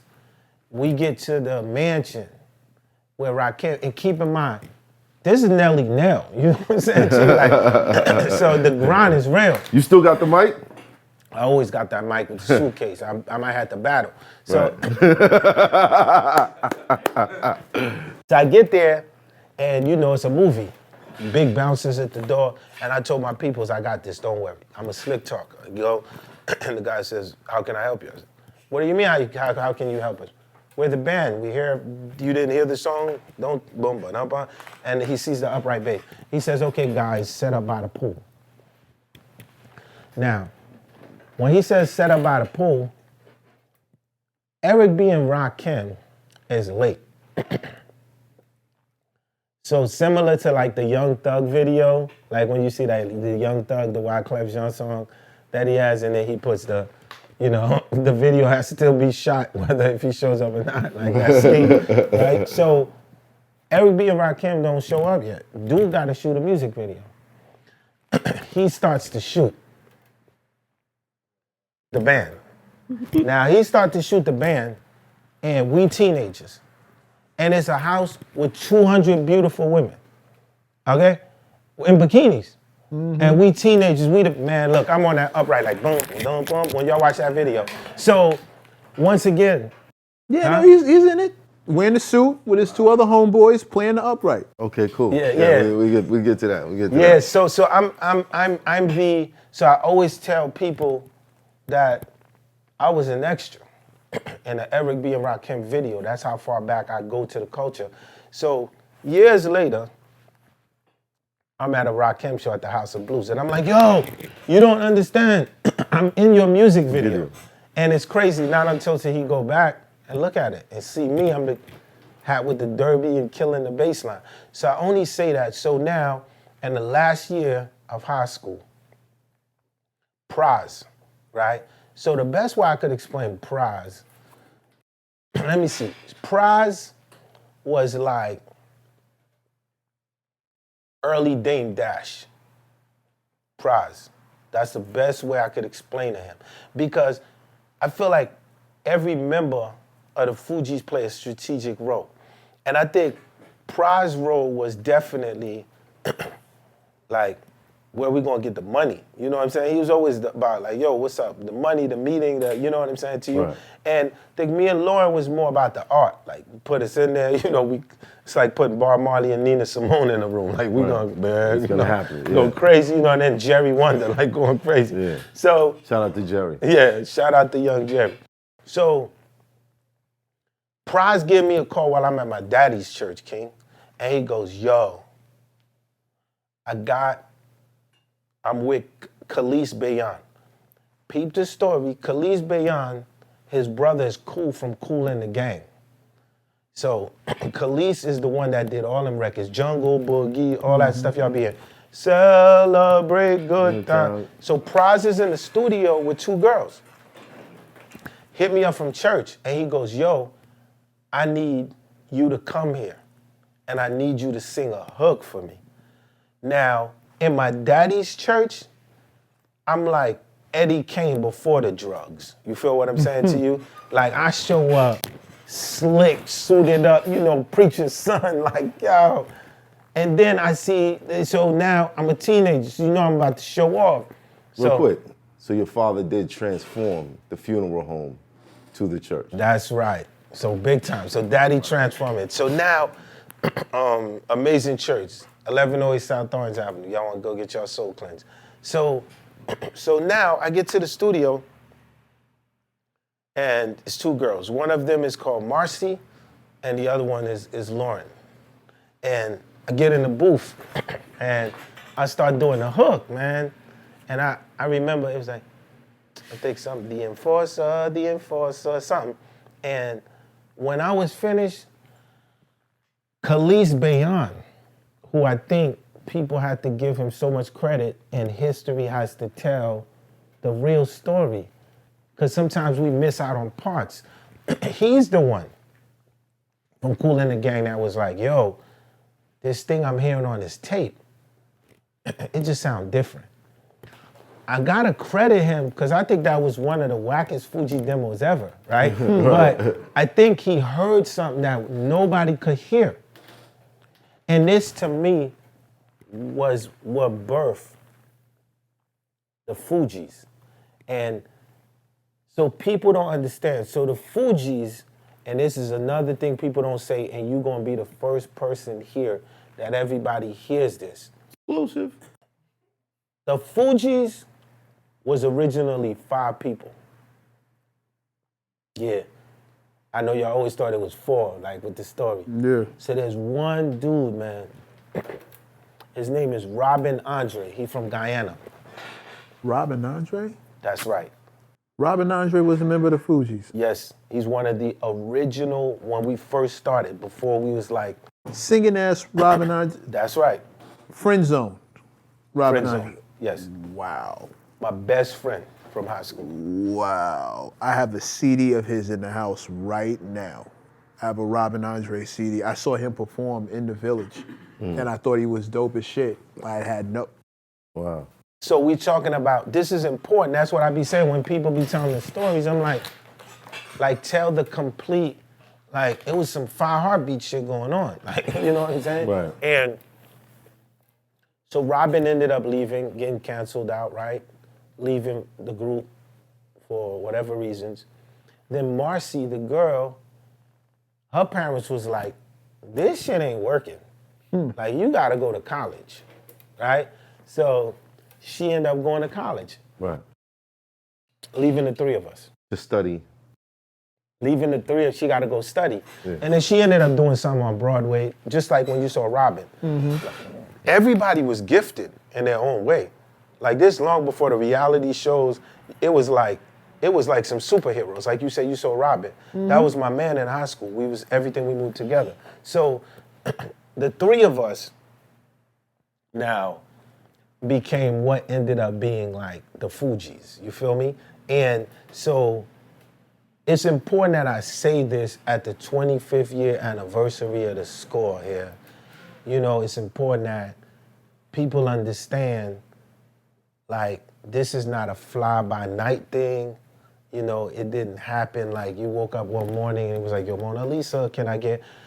This was like a 5-member group that went down to 4 people, that went down to 3 people. And like, no matter what, so now the 3 of us, like, just stayed, you know what I'm saying? We was like, and it's another thing. If How long Lauren did it is take watching from this, that time? this was going on like a 4-year span, 3-4 years. If Lauren's watching this, Pra's watching this, they know I'm telling the truth when I say this. Keep in mind, I tell y'all where we from. Lauren was from Maplewood, right? Every day, at least 3-4 days a week, there's a mirror. We're doing dance rehearsal. We're doing like sound boy rehearsal. So we was rehearsing like them things you be watching on the reality shows. Like when you looking at the groups and they like in the dance, this is what we doing with no cameras on. Because we was like, we are not going to be just ordinary. We was like, we're going to be a hip hop band, like the Rolling Stones. Like people are gonna respect us. And so These now, are words that you spoke up at that back yeah, then. we all believe like from the gate was like we're gonna be a band. We was not, cause we was like we're gonna be different. Now we get signed by a management team, and this is David Sonnenberg. So David Sonnenberg, he was managing Akinelli. Right? Yeah, So shout out to Ak. yeah, like real talk. If Akinelli, I can't even, like, this is real. So in him doing that, we got to do showcases every week at his spot. Now, do you know how confusing it is? Sorry, you trying to open the water? Nice. Open the Trying water. to peel quick. it. For me? It's for me? Yeah. Oh, you was like making mad noise with the water. Okay, you know how when you battle rapping and your voice go hoarse, you're like, yo, let me hit the water. Hold on. Give me that water. Give me the water. So David Sonnenberg was setting up a showcase. Now, everybody passed on the Fugees. Everybody. They came to see us. It looked confusing because they saw one dude that was Praz moving around like he Axl Rose. Another Haitian dude with an acoustic guitar. By the time the shit is over, he banged the guitar. He's in his drawers. Like, long before Travis Scott. He's in his drawers and then they You see a stripping woman. on stage? Hold on. It's not even. He's not gonna get past that. Oh man, we about to go to the Ducati picture. No, it ain't even that. It's just that the energy was rocked.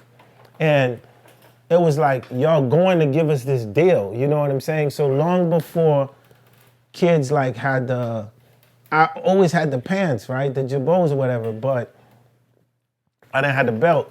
And, you know, I had the other joint under. So, you know, by the time the joint's going, like, you're like, it's rap down. shit. Like, you're like, give it away. Now you're in that mode. So, and then here goes Lauren. Soulful. Amazing. Like, what is this? The rebirth of Nina Simone or something? Right. And it was like, yo, how are we gonna sell this? How are we gonna market this? One small label came. They were called Rough House.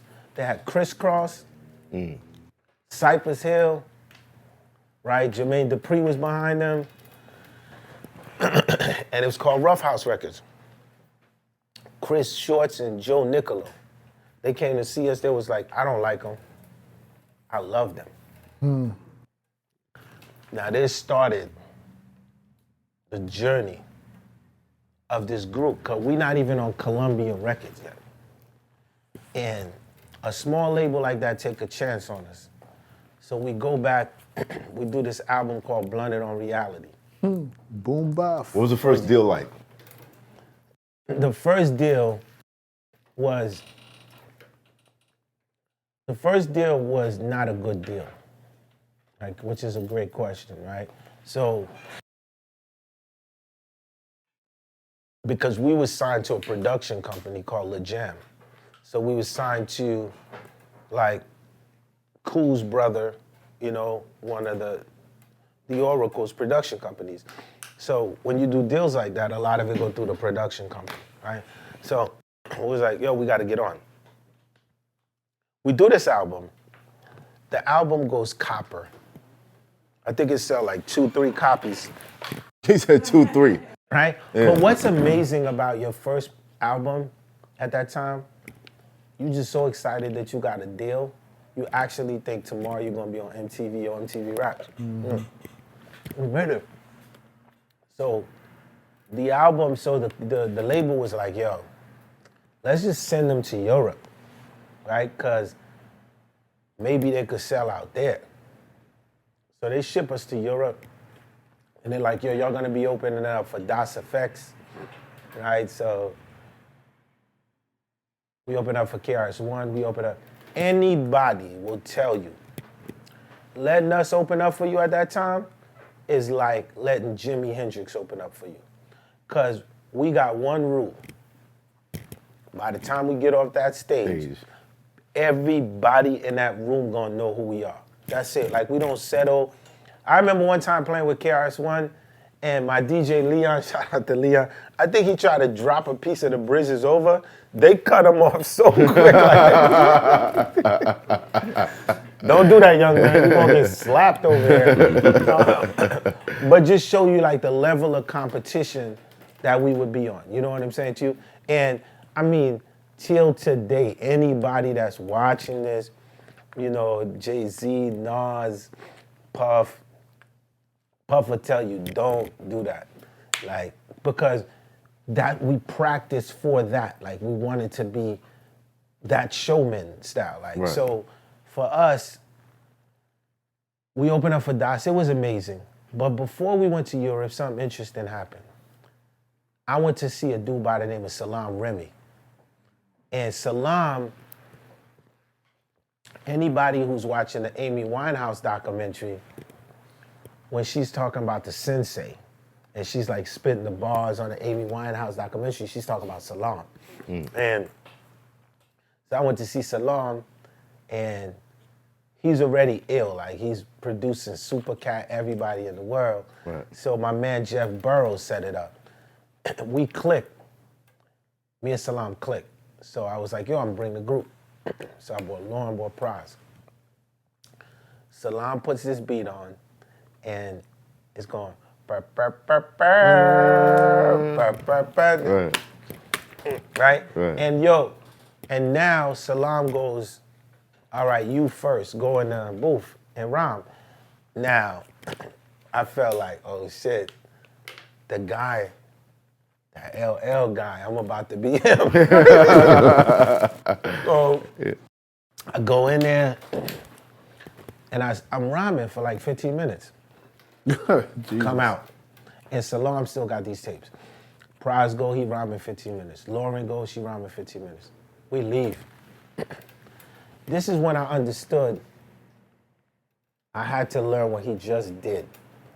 If I'm going to be competitive as a producer, I gotta learn this next part, right? As I'm doing my records, I'm picking up.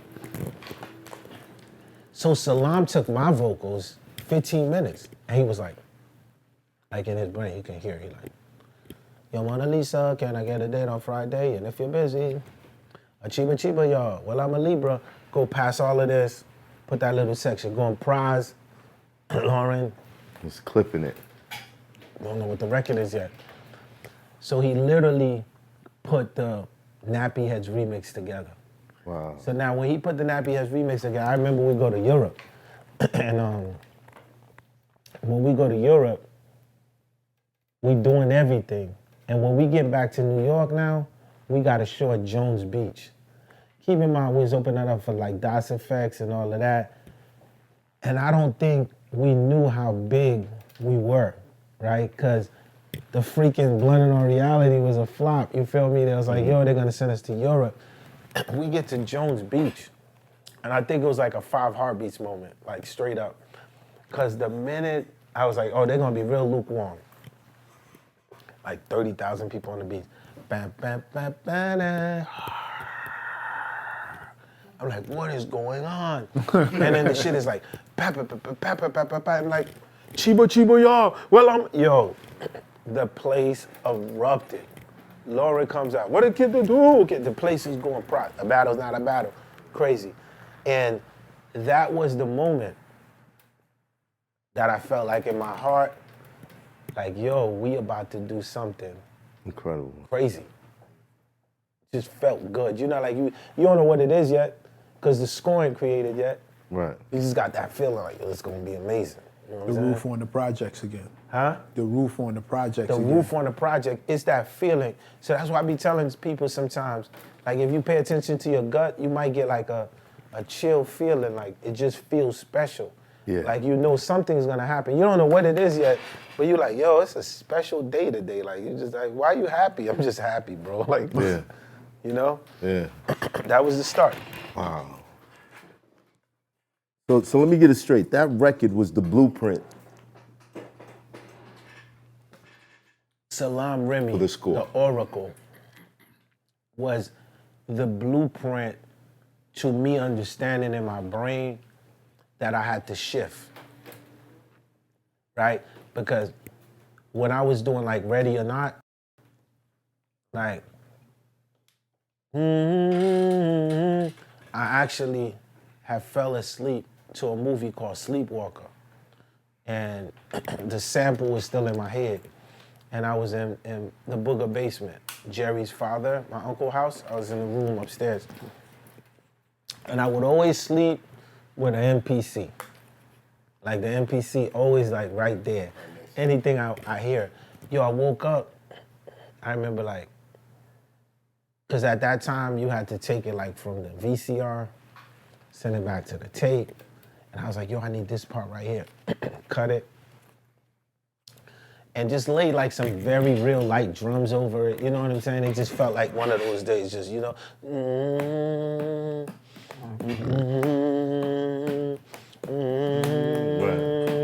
It just felt like one of those days, you know what I'm saying?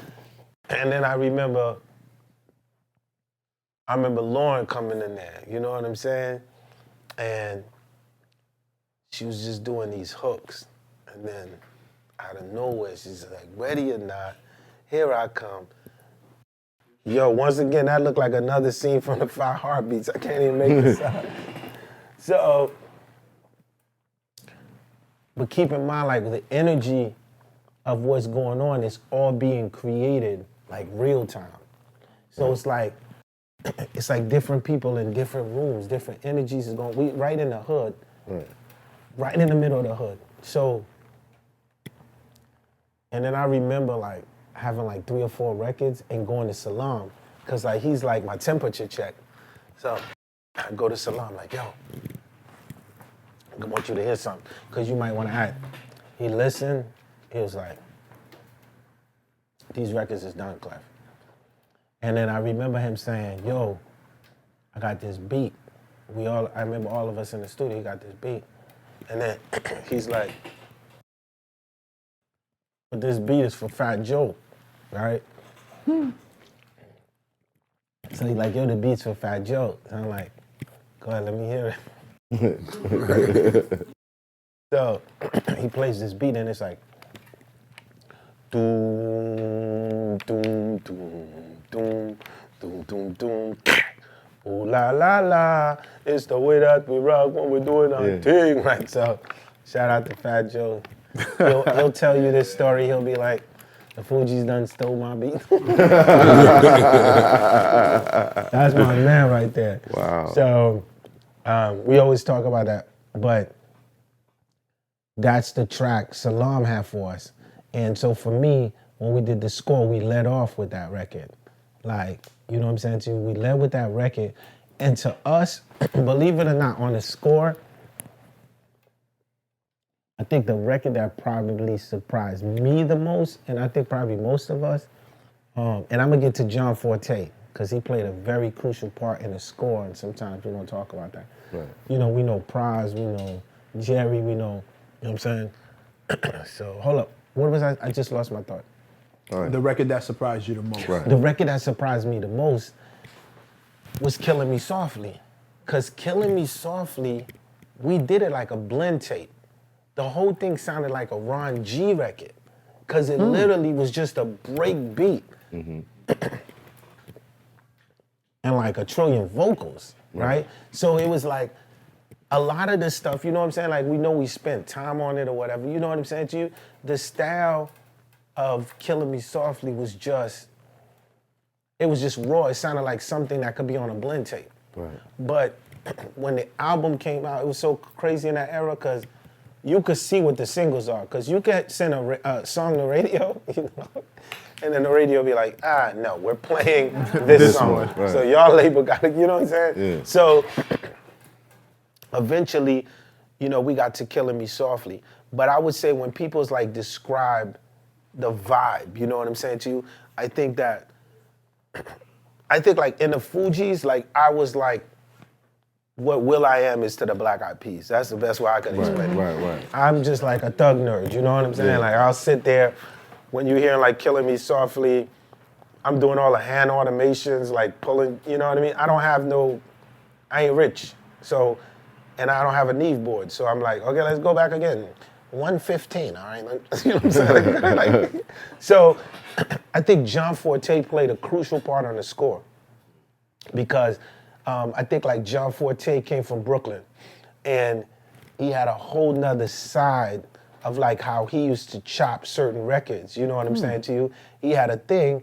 I remember like when we was doing like Family Business or like Zealots or different things. You know, then we had Jerry Wonder, who was like a Bootsy Collins to me. Like, this dude been funking since he been 13 years old. The bass been bigger than him, you know what I'm saying to you? We had Lauren, who's not just the soul of the Fugees in context, but just her ear and how she would just hear these hooks and these like amazing, you know what I'm saying? And Prize was just a rock head. So everything Prize wanted to do had to sound like Guns N' Roses. Like he was just a rock. So for me, I think like that fusion and that combination was, you know, like what made this amazing. And then while we moving, and I'm like Dr. Dre in my basement, like just staying, I'm not moving, I'm there, Jerry, we cooking. And I remember another young man comes to the basement and he's like, yo, I'm telling you, my stuff gonna be crazy. Let me play some of it for you, you know what I'm saying? I'm listening. Then we connect and we become real good friends. I take him in as a little brother. And now when I'm performing, I will put him on the spot, right? And I'll be like, yo, come out here.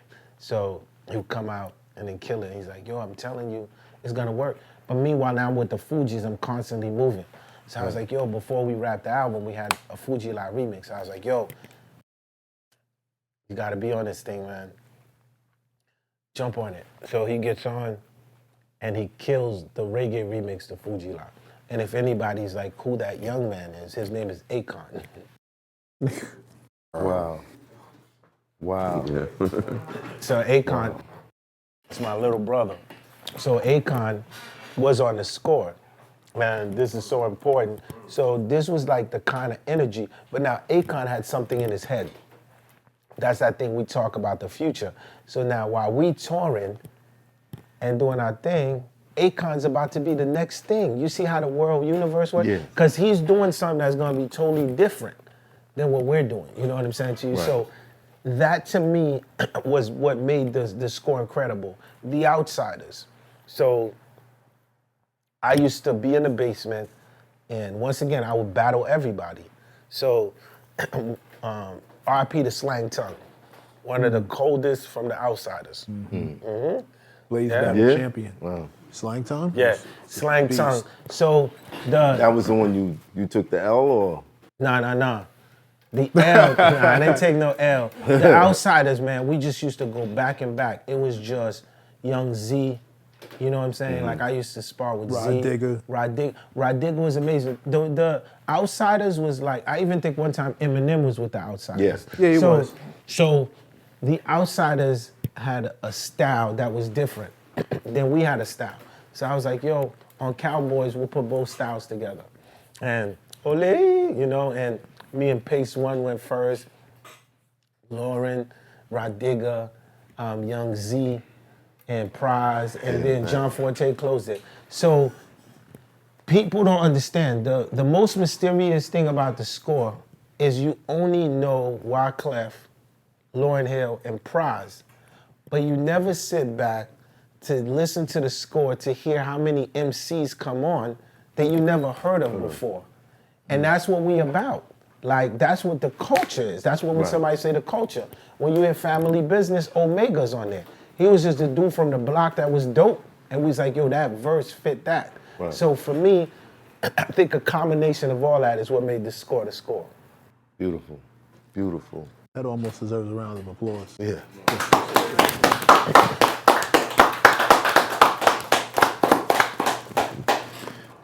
Magic, making magic. There was a lot of projection. There was a lot of visualizing. You think that's that played a role in your success? Yeah, I think you have to have that Muhammad Ali, Cassius Clay vibe in you. I see it, I say it. See it, say it, believe it, and know it's real.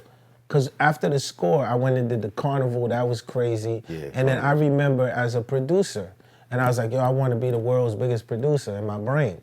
And then I was like, yo, there's 4 girls. We need you to go to a hotel room. Destiny Child, Beyonce and them. So for me, and I remember, shout out to B, I remember Destiny Child opening up for me, right? And what was ill about it is, Beyonce knows this. This is how I know she was about to be a killer, is because the best ones, like Drake, and like I remember when I saw Drake, he came giving me a hug like, yo, the carnival, man, you know, I remember Kanye West having a 10-minute conversation with me about Gone to November. You know, the airport, when the violins came out, like, you know what I'm saying? Right. Like, the ones that know the culture, it don't matter how old they are, like, they just within it. And I just remember, like, Beyonce just on the side of the stage, like, studying my show, like, just catching a vibe, you know, having an energy. And when you see an artist don't leave, and they be in the side of the stage, that's the artist that you be like, Oh yeah. that Yeah, one's pay going to be attention. dangerous. So for me, it's your point is, you know, you see it, you talk it, you believe it, but the action and the 24-hour commitment that you got to put into it is the definite key. So a lot of people ain't willing to put that 24-hour commitment. You got to have that 24-hour, this is all I'm doing commitment. On the frequency. Very That's a important. really wild question. Be my guest. How the fuck did you go from all this shit to Lauryn Hill dissing you and the Fugees breaking up? How do you go from these long winding moments where y'all are building and rehearsing and next thing you know, one album later, The like, glue. Like, yeah, how we did that come hear the apart? story of the glue, how members left and you guys stayed together and you practiced and you say you're gonna be on a cover of Rolling Stone. Was it like you hit the goal and it was like, got all rich, right, can't die trying no more? Like, what are we doing now? No, I think the answer to your question, we could go back to Temptations, you know, I can go back to so many of your favorite groups, and you're like, yo, what happened? You know what I'm saying to you? And I think that what happens is, and it's not, I don't look at it like a money thing, right? Because I think the Fugees was mission statement before money, you know what I mean? And I don't have to get into personal things of 25 years ago or 20 years ago. I just think that looking at myself as a 52-year-old man, if I could go back, there would be things that I've done different, I would do different, right? So, but maybe if it was different, it wouldn't be the score. I don't know what it would have been. I might not have been sitting in this chair speaking to you, you know what I mean? But once again, I don't think that us breaking up or, you know, a diss record or, I wish I could say that I'm so unique, you know what I'm saying, that it just happened to me, you know what I mean? I think that, you know, like I'm so dope. Would that one be this, true? In history, this just happened to me. But I think the thing that we haven't had before is someone to break down those situations for the next Fugees or the next group that's watching, that's like, how did it happen? What do we have to look out for? I could give you the jewels. It's real simple. Don't mix business with pleasure. That's it. It's like 1 + 1 = 2. Do not mix business with pleasure. Keep business separated from pleasure. And all will go well. You know what I'm saying? And someone who's watching this that's 20 right now is like, Unc, I hear you, but that shit's hard as hell. Right. You know what I'm saying It to is. you? But what I could do is like, it's so important that you don't mix the two, right? Because even though because there's groups you don't even talk about no more, right? From the 90s, right? But the minute the Fugees say they're gonna do something, the whole world goes in a frenzy. They go, like Beatlemania, right? And I think that the reason for that is the mission statement first, right? And I think like the mission statement first, so no matter what happened, right, we understand now, personal don't mix with business. Yeah, I get that now, right? But at the end of the day, when I'm looking back at a 17-year-old Clef, an 18-year-old Clef, a 20-year-old kid, all I could do that with a kid that's watching that, he's going to take his own route. You know what I'm saying to you? Right. That's like, at the end of the day, we still look like ourselves, right? We're not, and you're not dealing with a situation where there was a group that, the Fugees it's pretty an insane group because the 3 members are so controversial within themselves on the shit that they go for, what they're gonna accomplish or how they're gonna move in their life. Like you could just check, it's crazy shit. But I think though, at the end of the day, there's a common goal with us, and I think that common unity is music. We all love music. And somehow when we all get together to do the music, it just don't sound like when we do music with anybody else. It's just that magic is definitely there. Then why did it take so long to get back together? Like if that's the common denominator, it never went anywhere. You went on to do the Carnival and all these other albums and produce all this stuff. Lauren comes out with this phenomenal ass album that just blows the roof off everything moving. The music never went anywhere. The 2 main creatives never went anywhere musically. So, and don't get me wrong, I'm glad that you guys pulled it back together, but I think the main reason why when the Fugees get mentioned, everybody goes nuts is because the fan base felt jerked. Right after the score, as dope as the score was, y'all break up. That's like, how you gonna play me like that? Like, you just brought the food out, now I take 1 bite and now you throw it away. You felt jerked, felt like the mission statement wasn't completed. Yeah. So what I could do is the same way that you're saying that, I can show you a kid that's sitting in France on this side of the table right now, and his debate to you would be like, you felt jerked, but I didn't. I got the Carnival, the best album of my life, and it actually changed my whole world. Like, that happened to be the first hip-hop album ever in history in 5 languages, right? Then you go on, right? So there's another thing that you have to understand about the Fugees, right? This is ill. So we are the masters of our own mind, right? And what that means is when people there's people that feel like I gave you one and I must give you another one, right? But we be feeling like we gave you one and now we're gonna go paint Basquiat. Like this is like, we feel like we gave you something that's classical. Excuse my artistic points, but I'm going to paint Basquiat. You're like, motherfucker, I need another album, nigga. Where's the album? Right. Hold on. I'd love to come to you now, but there's these 4 girls that they need help with. I'll talk to you later. Right. And then this happens to be Beyonce, right? Right. And it could go on and on. So the best way to explain it to you is, at the end of the day, I think that the cards that we played were strategically in our favor. Right. And I'll tell you why. The reason why is because we're having a conversation now where you dealing with individuals, and I keep telling you this and I'll say it again, the mission statement. After I done sold 20 million to 25 million albums, I was like, what am I gonna do next? I said, yo, I'm gonna do this album called Eclectic or keep going. Then in the midst of that, since Lauren's doing miseducation and everything is going, there's something called the evolution and the growth of the human being. So at this point, I'm growing. Like, as I'm growing though, a fan is the fan growing too, right? So cause I'm growing, like, cause you know sometimes, King, when you watch your favorite sitcom, you want that character to so stay like that.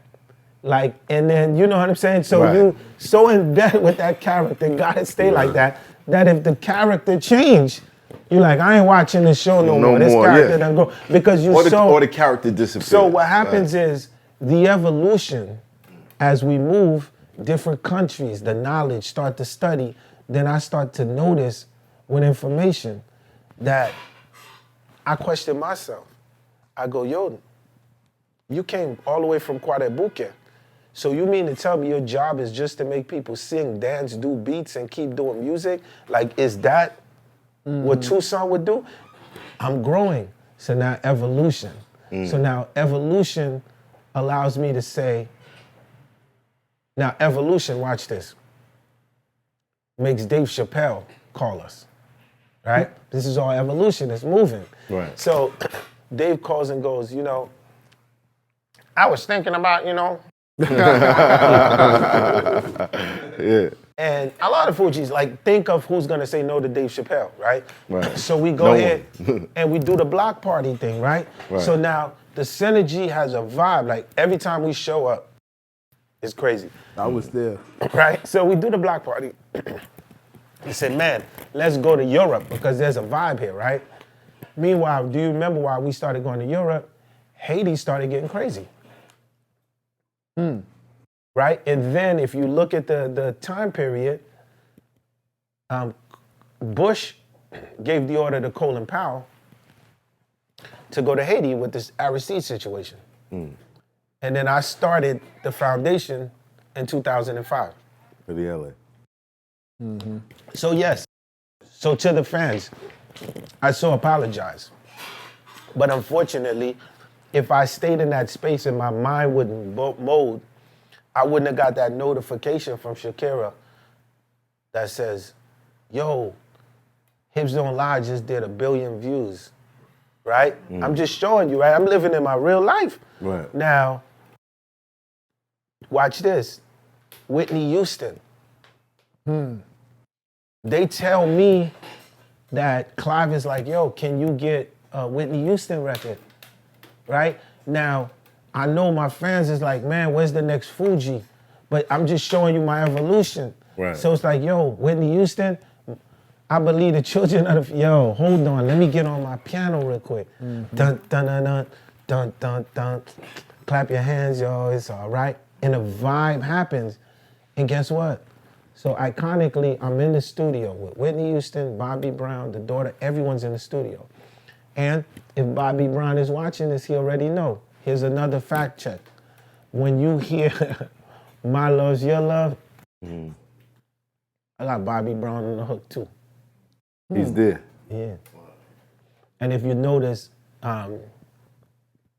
Whitney's daughter is the one who sets off the record. She says, "Sing, mommy." The way that she says, "Sing, mommy," was literally Whitney was in the booth and her daughter was out the booth and she was like, "Sing, mommy," and Whitney didn't even hear it. So I took a microphone and I was like, "Yo, say that again." And she was like, "Sing, mommy," and I kept it on the tape recorder. And then later when I put the record together, say Whitney. So at the end of the day, I do believe too that every human being has the right to move on their time.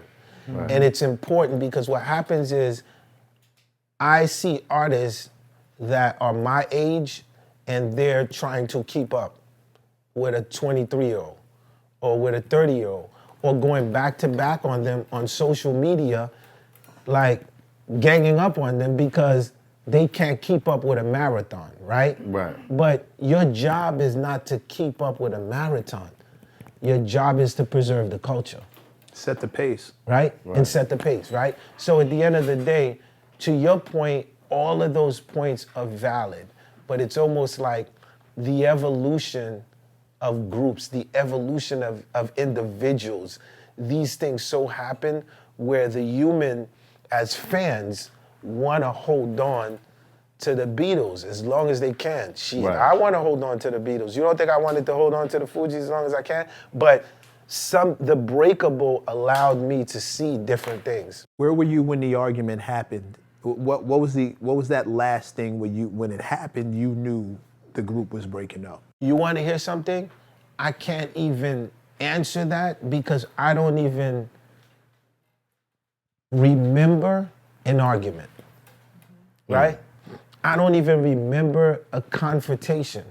And as crazy as this sounds to you, I don't remember, "Fuck you, I'm breaking up with the group. F you, I'm breaking up." Nah. Didn't happen. I don't so it just remember. evaporated like? I don't remember any of that. You know what I remember? All I remember is different situations, right?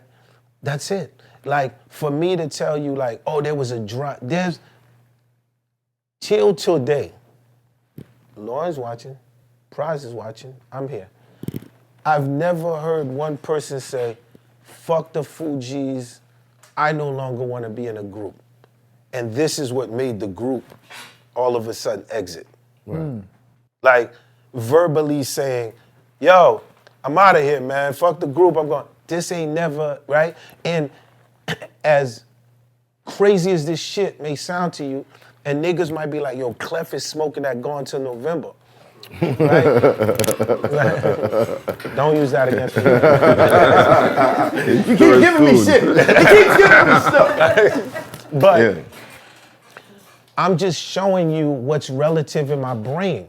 So it's like if I had, I think you already know, like if there was an argument and the group was saying, "Yo, this," and I keep going back to the basic fundamentals, which I'll always say for anybody who's watching this, 9 times out of 10, if you mix business with pleasure, it might be fun in the Right. very beginning and it's going. Right. But it's not a good mix.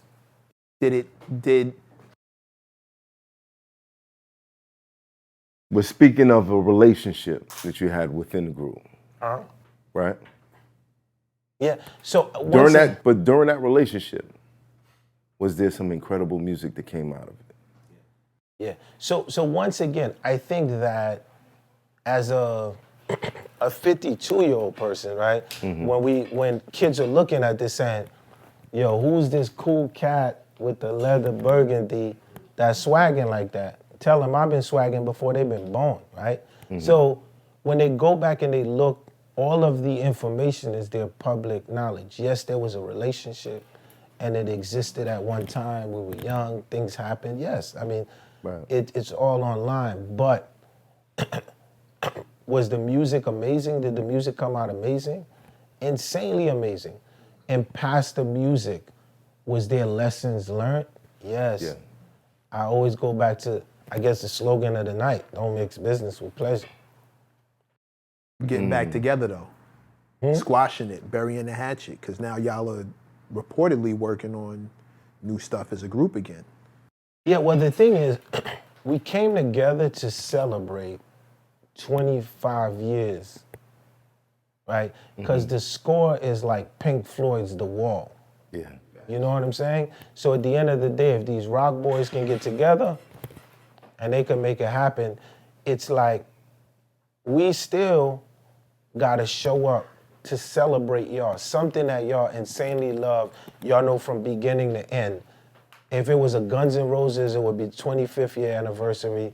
We have to show up for the culture. I think it's important. Well, I mean, the lesson is there, but the experience touched a lot of us right here. So regardless to, whether that is a don't mix, no. We love what came out of that, period. Yeah. And you know what, to your point, the best thing I could say about it is, y'all see me, I'm real. I'm just a booker, and whatever you see is what you got. And the best records that y'all love, like that we all love, comes from situations. Born from misery. Huh? Born a lot of misery comes Right? from. Misery or mystery, hardship or different, you know what I'm saying to you? I remember 911. I wrote 911 King. Someone please call. I wrote that, and when I was doing a show, this kid came and was like, yo, I was thinking about killing myself. And when you said, if death comes for me tonight, I was like, fuck that, man. I can't leave my girl and my baby. This is the power of you telling the truth on a record. Whether if you dissing somebody, whether if you feel good about them or you feel bad, because somebody else needs to hear that. Right. Because that's going to be therapeutic. And without those experiences, you don't get that truth. I got probably like 3 albums worth of songs, Jenna tell you, about baby mothers, ex-relationships that I never put out. Because I don't even think people will understand. This is Mav Hoffa talking like this, but it'd be the best shit. I went on tour with Mickey Fax, and we went to a karaoke thing, and he did a song that he wrote for his wife. And I said, oh, I got a personal song like that. I went in the phone, pulled up a joint about my daughter's mother. He was like, yo, why are you not doing this on the tour? But it be those experiences. So I hear you, the lesson. Sometimes you don't mix business with play, but the experience gave us something timeless. So I appreciate it. 100%, family.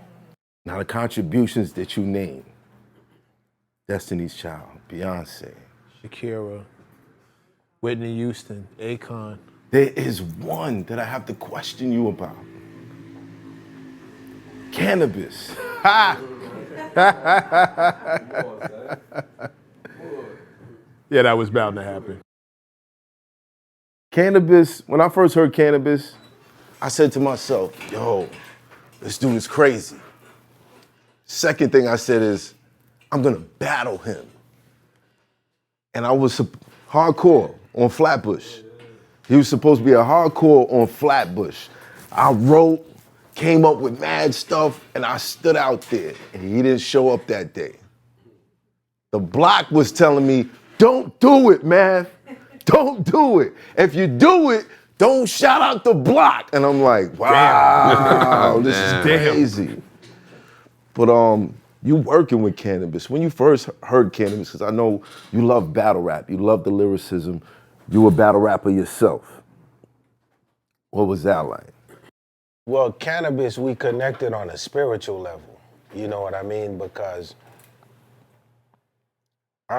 we Caribbean Cosa Nostra, you know what I'm saying, at the time. So if you Yard or you Haitian, you gonna click up with the gang, you know what I mean? So Cannabis is Jamaican. Right. So automatically you gonna find the Haitians, we all gonna click up. We connected on a different vibe, man. The frequencies that he was on, we all could relate to, because having Caribbean parents, the idea of studying and understanding, Cannabis is the first person that I saw set up a website. Yeah. Like, right? Can was the first person that I saw writing his lyrics on the computer.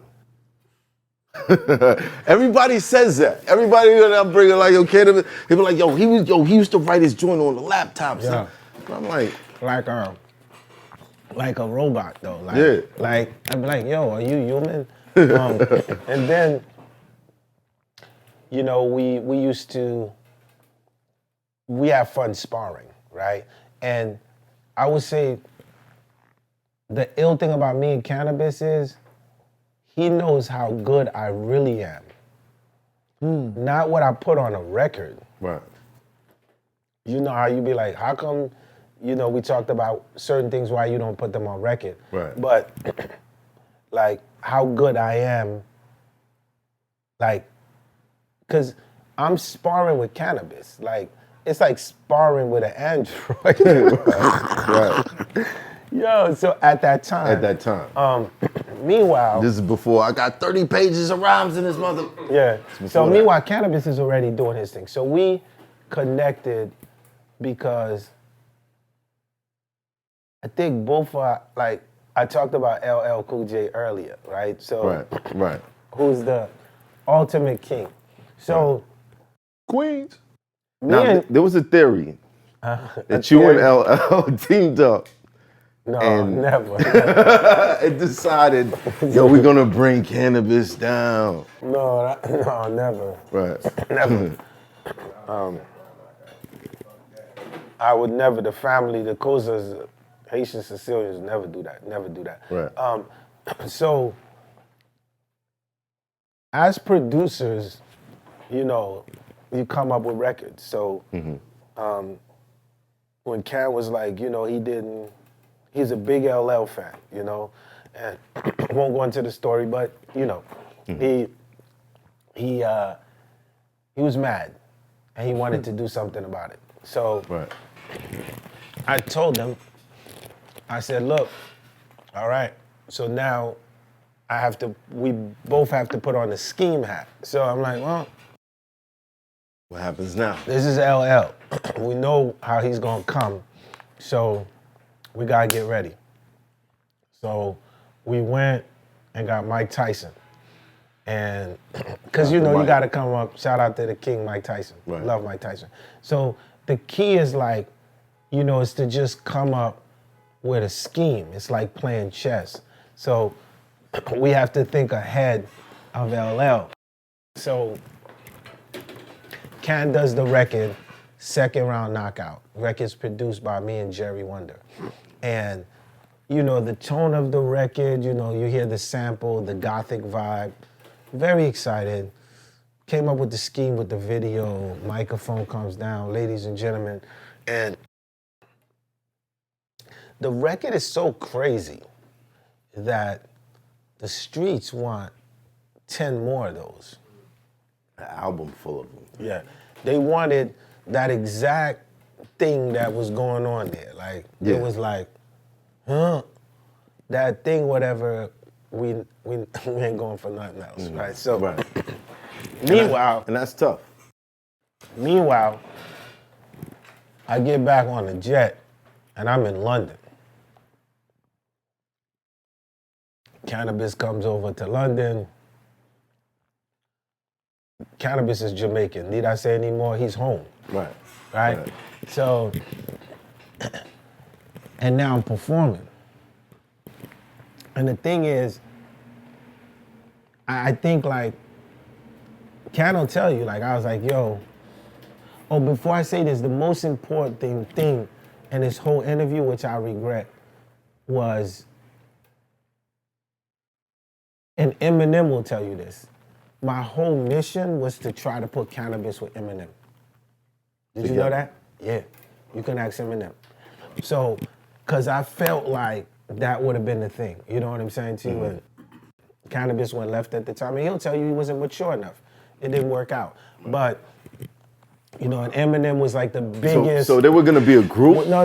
they My were whole on a mission, record. and Jimmy Iovine was like, I wanted them to do a record together. Right. Because Eminem loved cannabis at that time. Like that's like, who what you know what I'm saying to you? So I tried, but I would always say, and cannabis, we talked about that, but we talked about maturity, right? And we talk about you don't stay the same. Sometimes, maybe you wouldn't have punch dosed, right? No, I'm saying now.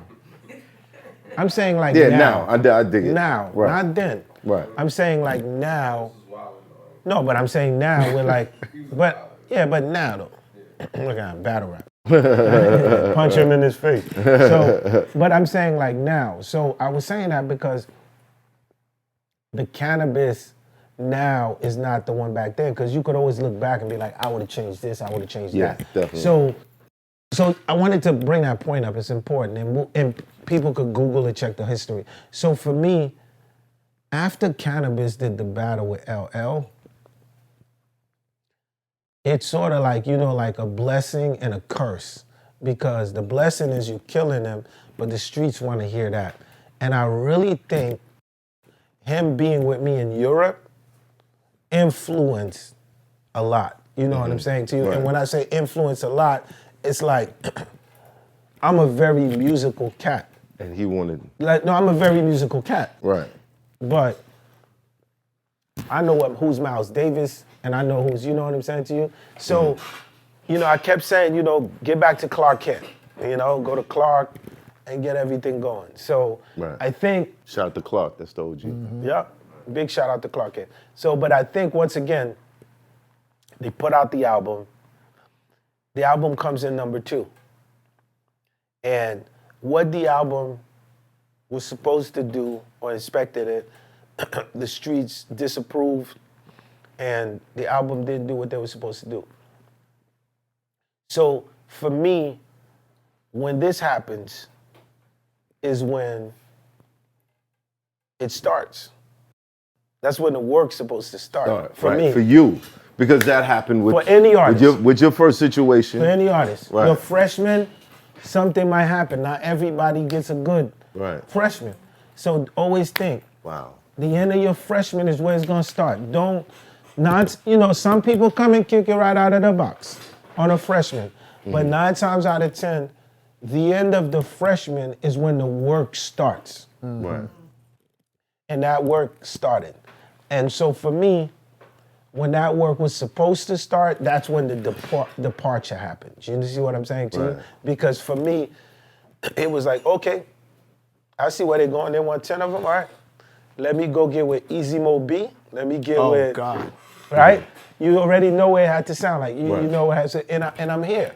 So don't worry about those hips don't lie. I got you. Like, those are not going to be hard. Right. But let's get what the streets are asking for at the time. So, and I think that sort of like took a turn.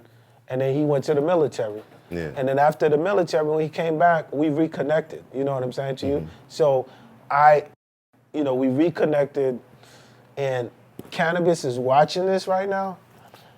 Cannabis is like my little brother. That's how I consider him. Right. All the way till today, I still think, once again, and I told Cannabis this, Cannabis versus disaster, right? So for me, it was like every time Cannabis shows up, something interesting happens, right? Because him and Disaster broke an algorithm on the pay-per-view. Right. Like they created something where it was like, oh shit, you could make a lot of money like this, right? So hold on, like really, so that thing opened up. So for me, once again, the battle didn't go the way that Cam wanted it to go. But once again, I felt like that's where the work starts, right? Because once again, this is so important because everyone is singing the verses. It's not like they don't remember. You could pick up where you left off. But was I judging Cannabis the way that he was judging me earlier with the Fugees? And then I was like, sometimes we want the person to stay within that sitcom. Right. And we don't want them, like we want you to just do different strokes. Like we don't want you to move. Right. So for me, I was like, hold up. This dude done went to the military. You know, he went to the thing. I just felt though, if you coming back in the culture and you saying, okay, I'm back here, I felt like he opened up something that commissioned an idea to say, oh shit, we could make a whole new paper in this space. Right. And a lot of people went to benefit from it. You know what I'm saying? So I still think cannabis is cannabis. I still think, period, hands down, he's one of the dopest lyricists. I absolutely agree with that. I absolutely agree. He's awesome. Dope lyricist. Dope lyricist. But I spent 3 hours on the phone with him. Give it up, guys. Give it up. Was he afraid of Mike Tyson? Was he afraid of Mike Tyson? Were y'all afraid of Mike Tyson? Because he kept referring to cannabis. He was defining a cannibal, but it's like nobody corrected him. He kept saying the whole purpose is to eat. He kept calling him a cannibal, but Okay, so the eat came from a scheme that I created, because your whole idea is to eat. That's a scheme that I had Mike do in that time, because remember the fight that Mike was coming from. He bit homie ear. Right. Dave Vander Holyfield. Yeah. So the idea is like your whole purpose is like to eat. Like no matter what, you can't lose this fight. Right. Wow. Here I just thought he was confusing cannabis for cannibal. Nah. Oh no, I 100%. I never felt that way. Oh no, That way either. no. For a smooth I knew decade, I was like, because they of the were air, afraid right. to tell Mike Tyson that he means cannibal, not cannabis. I wouldn't have told him. I can appreciate it. Yeah. Thank you for clearing that up. No, definitely. And Mike is one of the most amazing intellectuals I've ever ran into in my life. He's definitely amazing, you know what I mean? And I would say, man, don't give up on cannabis yet, man. I know you might have been on the phone with him for 3 No, hours. I'm taunting him. If he's watching, I'm taunting him. I need him to come back. Yeah. Math does too. The coaching. You know, I think, God damn, this is a lot. I got one question. Yo, and this is just something that's been on my mind for years and I never understood it. Why did Pop go at y'all? What was that about? Like, why he say that line? Well, I think that, I mean, it's not a mystery. My connection with Haitian Jack, I mean, it's not a mystery. So, and I think that the way that Pac would move within his attacks would be, if it's a problem with him, but he's there, everyone's gonna get Everybody it. gonna Like get everybody getting the same clip. Kind of you the know same way what I'm saying? 50 was. Kind of the At same the way time. 50 moves. Like if you stand next to my enemy, then you my enemy. Yeah, you know what I'm saying to you. So that's definitely what happened. You know what I'm saying to you. But definitely, I could just tell you, you know, personally, you know, I know how much love, you know, Jack had for Tupac. You know what I'm saying to you. And I think in the time when he wants to, he'll definitely break the story down. You know what I mean? But it's because of our families, affiliations, and that's why he came at us like that. Okay. Wow. What's your biggest record? What's the biggest one? I ain't even write it yet.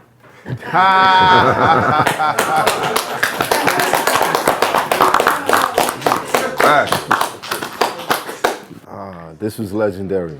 This was legendary.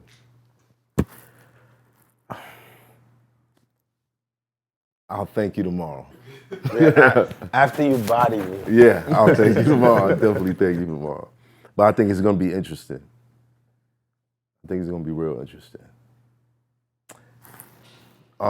Your contribution, not just to hip hop, not just to R&B, the music industry, the world, and the information that you gave tonight. The seeds have been planted. Thank you. Beast King, you already know how I feel about y'all. You want to get into some battle rap conversations, or? Go ahead. I'm with you. Go ahead. Who's your top 5 Of all time? of all time? And have you battled? Know what? Did you battle take anybody the in the L to? industry? His first. You know how nice I am. All right. He didn't ask me. Did you battle anybody in the industry though? No. No. I battled real life people. Real life people. Yeah, because I believe that the real heroes within the battle world had nothing to do with the industry. I felt like a lot of how I was able to stay sharp is because it's that dude that's on the street for real. And I've never, that's why I would be the first person you would sleep on, because it's sort of like, in the music business, I came in to do music. I remember Jay-Z calling me the music man. Like, I came in like, I'm going to be Quincy Jones. Right. But inside of that aura, inside of our pillars, the battle rap for me is a very strong pillar. It's like someone listening to jazz. So for me, no, but I was with Freeway the other day, you know, and I was explaining to him how much I love his style. Cassidy, I don't even have to tell you. You could go listen to records with Wyclef and Cassidy. Like, I mean, Cassidy's my guy. Like, they understand. So for me, I've never battled anyone in the industry. So literally, when I was online, so on my Instagram, right, I started this little thing like Wyclef Battle Challenge. Right. And literally, it's like, those are the people that I would battle. Like, it wouldn't be the people with, it would be like Hallelujah Jones. It wouldn't be, wow. you Yeah, get what I'm that's saying? Like, it wouldn't be, you get what I'm saying? So, because to me, it's like, that's the spar ups, you know what I'm saying to you? Like, Right. you know, you're like, you know, it's like the Mayweather feels. Like, you're in that whole other arena. Y'all done put that, you get what I'm saying to you? Right. But I battled somebody like you already on the street that nobody knows, you know what I'm saying? Mike C. Mike C. from East Orange, right? But once again, he's like what we call a ghetto legend. Right. You know what I'm saying to you? So I think like people should be more scared of me when they come up to me and want to approach me on some battle rhyming, because I'm more dangerous because I do not have an industry record with battle rhyming. Okay. I don't. Okay. But now, we could talk about my top 5 and why. No, wait, hold on. Before you Right. even get there, Cassidy and Freeway. You said you was with Freeway the other day. I was with Freeway. We did a big show in Philly. And then when I came out, well, after I performed Freeway, they played first, and then I came and we rocked and destroyed the place in half. They walked out, and I seen Freeway. And once again, a love fest, you know what I'm saying to you? And I tell Freeway, like, you one of my favorites, like, because of the way your cadence, your boom, boom, boom, boom. And then I'm like, I got a rap for you. And I know when I started rhyming for Freeway, he was shocked. But then he was like, man, you sure you ain't battling, like you wasn't in the streets of Philly? Right. You know what I'm saying? But I did that just to show him like how much I appreciated his art. You know what I'm saying? Who do you think is gonna take that? Cassidy and Freeway? Cassidy versus Freeway. Who's taking it? Now,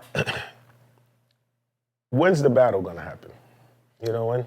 Sometime beginning of the year, I think. Yeah. So everybody have prep time, right? Yeah, a lot so of prep a lot time. of prep time. But the reason why I would give Cassidy the edge over Freeway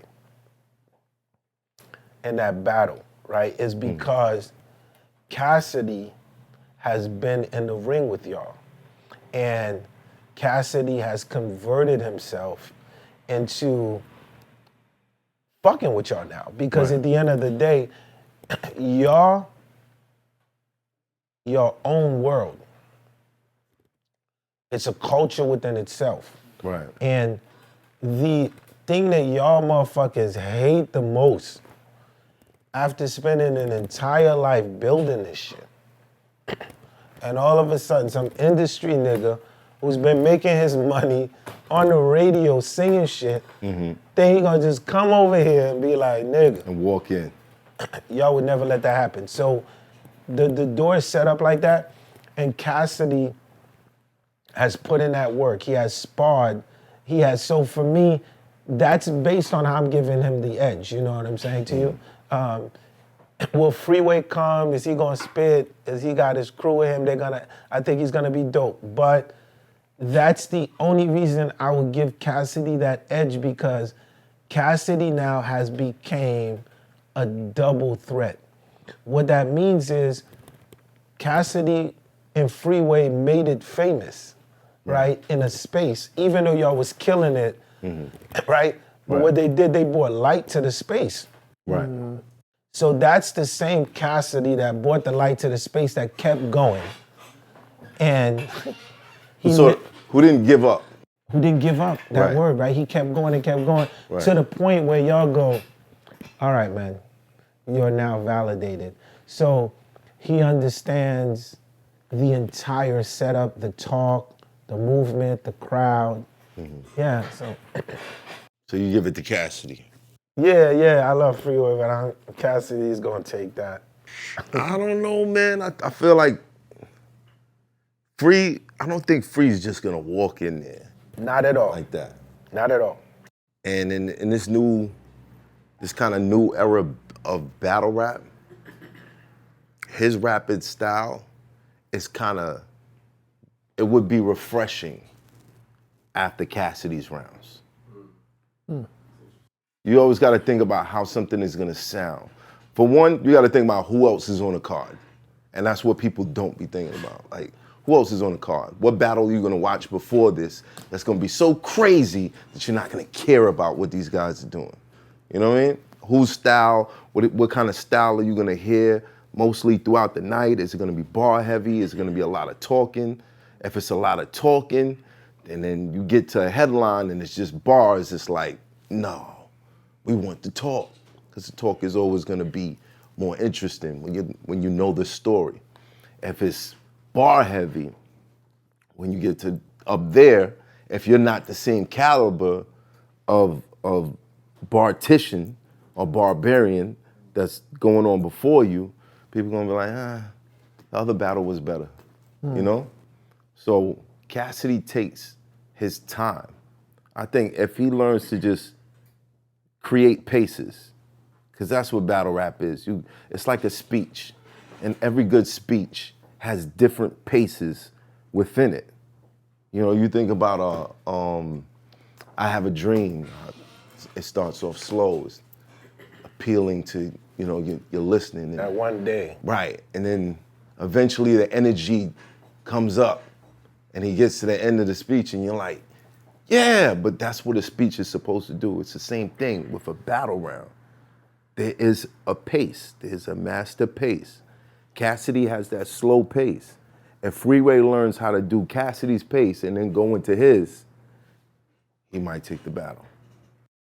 Now, once again, tonality, pace, the conversation, the talk, truth, all of that is very important.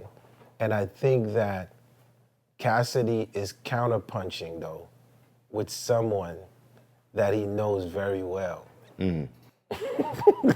So it's not... He's got a whole gang. He's got a whole GOAT gang. Yeah, like, they know each other very well. So He beat him already. Huh? He beat him already. He beat him already, but it was interesting, wasn't it? It was cool to watch, but it was a clear. The win was clear. It wasn't debatable. It wasn't a debatable loss. It was definitely. It was clear. It was clear. But once again, like, I'm not taking nothing from Freeway. Like, he's amazing and he's dope. But the arena, once again, every battle that Cassidy does in your world, he goes back and it looks like he looks at the tape. Yeah. And he's correcting the mistake. Mistakes, right. So now it just looks like with the next battle, like you're saying, like now he's gonna start adjusting tempo and pace and all of that with the talk. It's gonna be an exciting one, at least for us. I think for the industry, it's gonna be very exciting. For y'all, you know. Us is gonna be like, do they get it? Yeah, you know what I'm saying? Do they get it? They got it? But I'm excited too, because I've been a fan of Freeway. I was a fan of Cassidy. The God. Right. Yeah. It's just getting that format, man. It's like when you're in the studio with a singer and the note is off, but the singer doesn't realize it. It irks that out of you. You know what I mean? Yeah. You're sitting there, you're like, yo, why can't tell that note is off? That's what it's like watching these battles sometimes with industry artists. It's like, man, why you could have just Different ecosystem. right. But it's still entertaining to the people. As long as the people are entertained, beautiful thing. But you got Cassidy. Yeah. Okay, cool. For the third time. Okay, cool. Make sure you man, know. I'm very Top 5 of all time. all time. Top 5, my top 5, and it's cool because I this is what battle rap's about. Everyone has their own top 5. Right. So, Hitman Holla Hitman. is one of my top 5s. No particular order. No, I don't have no order. And I feel I'm being cheated by only to say 5 people, like I'm a real battle head. Hitman, the idea of performance, transformation, and a full package, right? I told Hitman, he reminded me of how I used to rap in the cafeteria because the energy, the swag, the movement, and the entertainment, like the engagement of getting the crowd. The projection. He's like amazing. Right. Tsunami Surf. Yeah. Yeah, don't be mad at me. Like, don't be mad at me. He's fine. After so much talk. 5,000 years, he's finally not choking. Thank you, God. I know. Thank you. He's actually Tsunami giving us Surf. our money's worth. Yeah. Really? That guy. But twerk is still, Yeah. you know, if we want to talk Twerk is choke, incredible. No, but I think past the choking though, right? Mm-hmm. Because y'all prep and what y'all do is crazy insane. You know what I'm saying to me? I only say that because that thing you talked about, the cadence thing, Right. that I had a dream thing.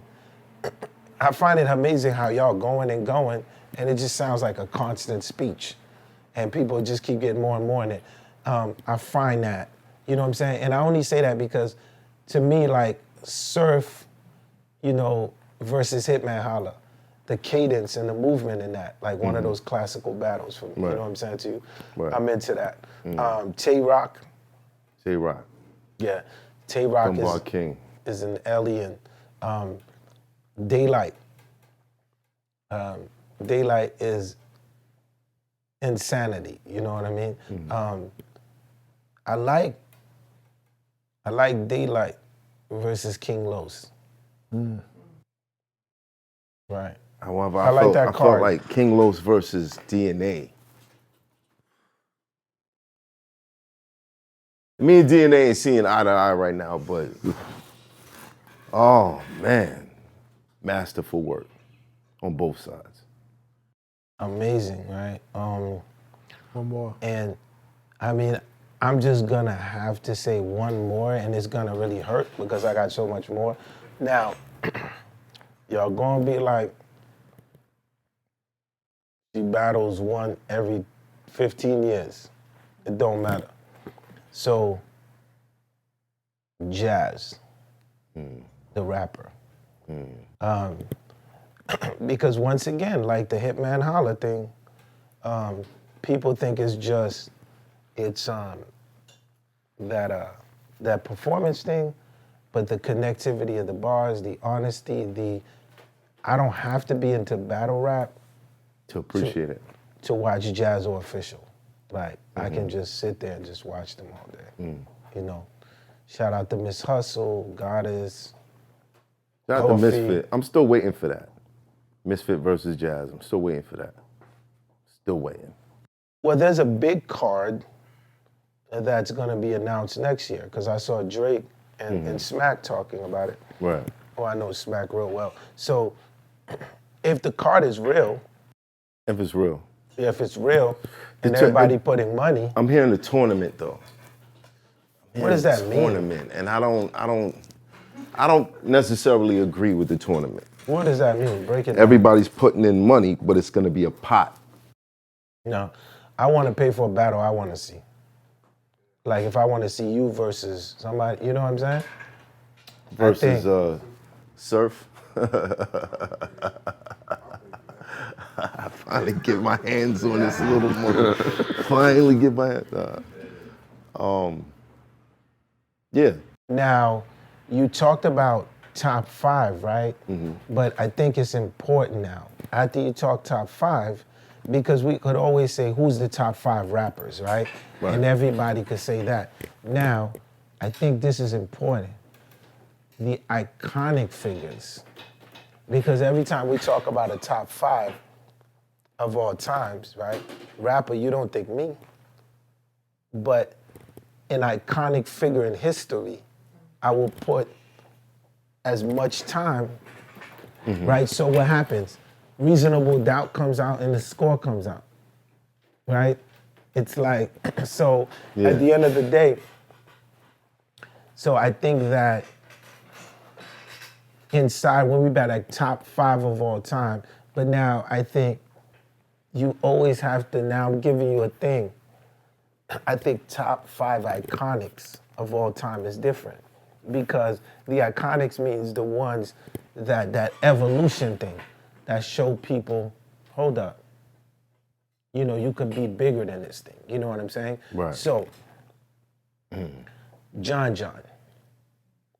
I'm talking iconic. Yeah. Right? Because what happens is he elevates it and he shows other rappers, hold up. You don't just have to be doing stuff for these leagues. You can be innovative. Right. Math Hoffa, right? And once again, look, reinvention. Obviously, no particular order. Right? Never no order. Right. Because I definitely 30 John, but it's all good. Let's go. I know. We gotta be a little careful. But when we talk about like that space, you know what I'm saying to you, where I'm in London, France, people know who you are. It's a different thing. I just want you to understand that. Right. And I think people have to understand Arsenal in a different way, because I think what Arsenal has done to this game and how he traveled the globe as, you know, being one of those first, right? Yeah. Right, because, right, that iconic, that's what I'm saying, iconic space is different. It's more than just, it's almost like y'all leading, y'all putting the whole shit on your back. And you're like, okay, I'm gonna go make people respect me in that sense, you know what I'm saying? Around the world. That's right, and then with the UW thing when he started it, I think for me, those are very important spaces. Now, I'm gonna show you something, and I'm gonna tell you why I say this. Geechee Gotti, I'm gonna tell you why I say this, because it's not a rap thing. I'm not talking about rap. I'm talking about iconic. Because what happens is, I know who Tookie is. I know who Nipsey Hussle is. When I see Geechee, and when he shows up, and me understanding the Tribe, the Panthers, the Huey Newton, that conversation, there's things that he's saying that will give a nigga behind a cell a different kind of hope. Right. Or a girl that's thinking about selling her body in the street, he says one thing to you, it gives a whole nother energy. Right. So I think, like, for me, that, and I'm just like talking like I'm not like no rap expert or not, you know what I'm saying to you? No, but this is your pick, and it's a good pick. Those are good picks. Those are good picks. I'm just a musician, and I'm very careful as I keep watching. I can add, but I said these names because each of y'all. I mean, come on. I showed up here, man, with a plaque. No one has ever gotten a plaque from the house, because it was like, yo, this is math, fucking Hoffa. So I done gave you 100 bars on me. So, oh, how long do I have to write for? Oh, we're giving away too much. We're giving away way too much. Because I don't know what I have to write. We'll talk about it. We'll talk about it right after this. Are we flipping a coin? The look on his face. No, but you are the king. You're gonna go first. Don't be scared. Oh shit. Wait. Hold on. Oh shit. We doing rebuttals? How would I rebuttal you? I've watched the battle. Method Man, you went, and then Method Man went. Right. Nikki went, and you went. So being that I'm a fool just like the Woo, it only makes sense you go, then I go. All right, we work it out. You're like the king, like. You're gonna love the opener. Sounds like chess to me. Mr. Matt. Salute. Sean Bigger. Jen Hoffa. Kato. Alex. Brethren. Love you, boy. Thank you. Bye, man. Thank you. Everybody. Yeah. It's Hoffa, trapper turn smack rapper. Only smack rapper that you know is smack rappers. Got bars, I can hang with the backpackers. Trap star, I don't hang with the backpackers. I'm in the hood with the work, you heard. Making fiends leave earth, you heard. Got your baby mama thirst, you heard. Feel the flow, nigga, throw it in reverse. This the wave you need to surf, you heard.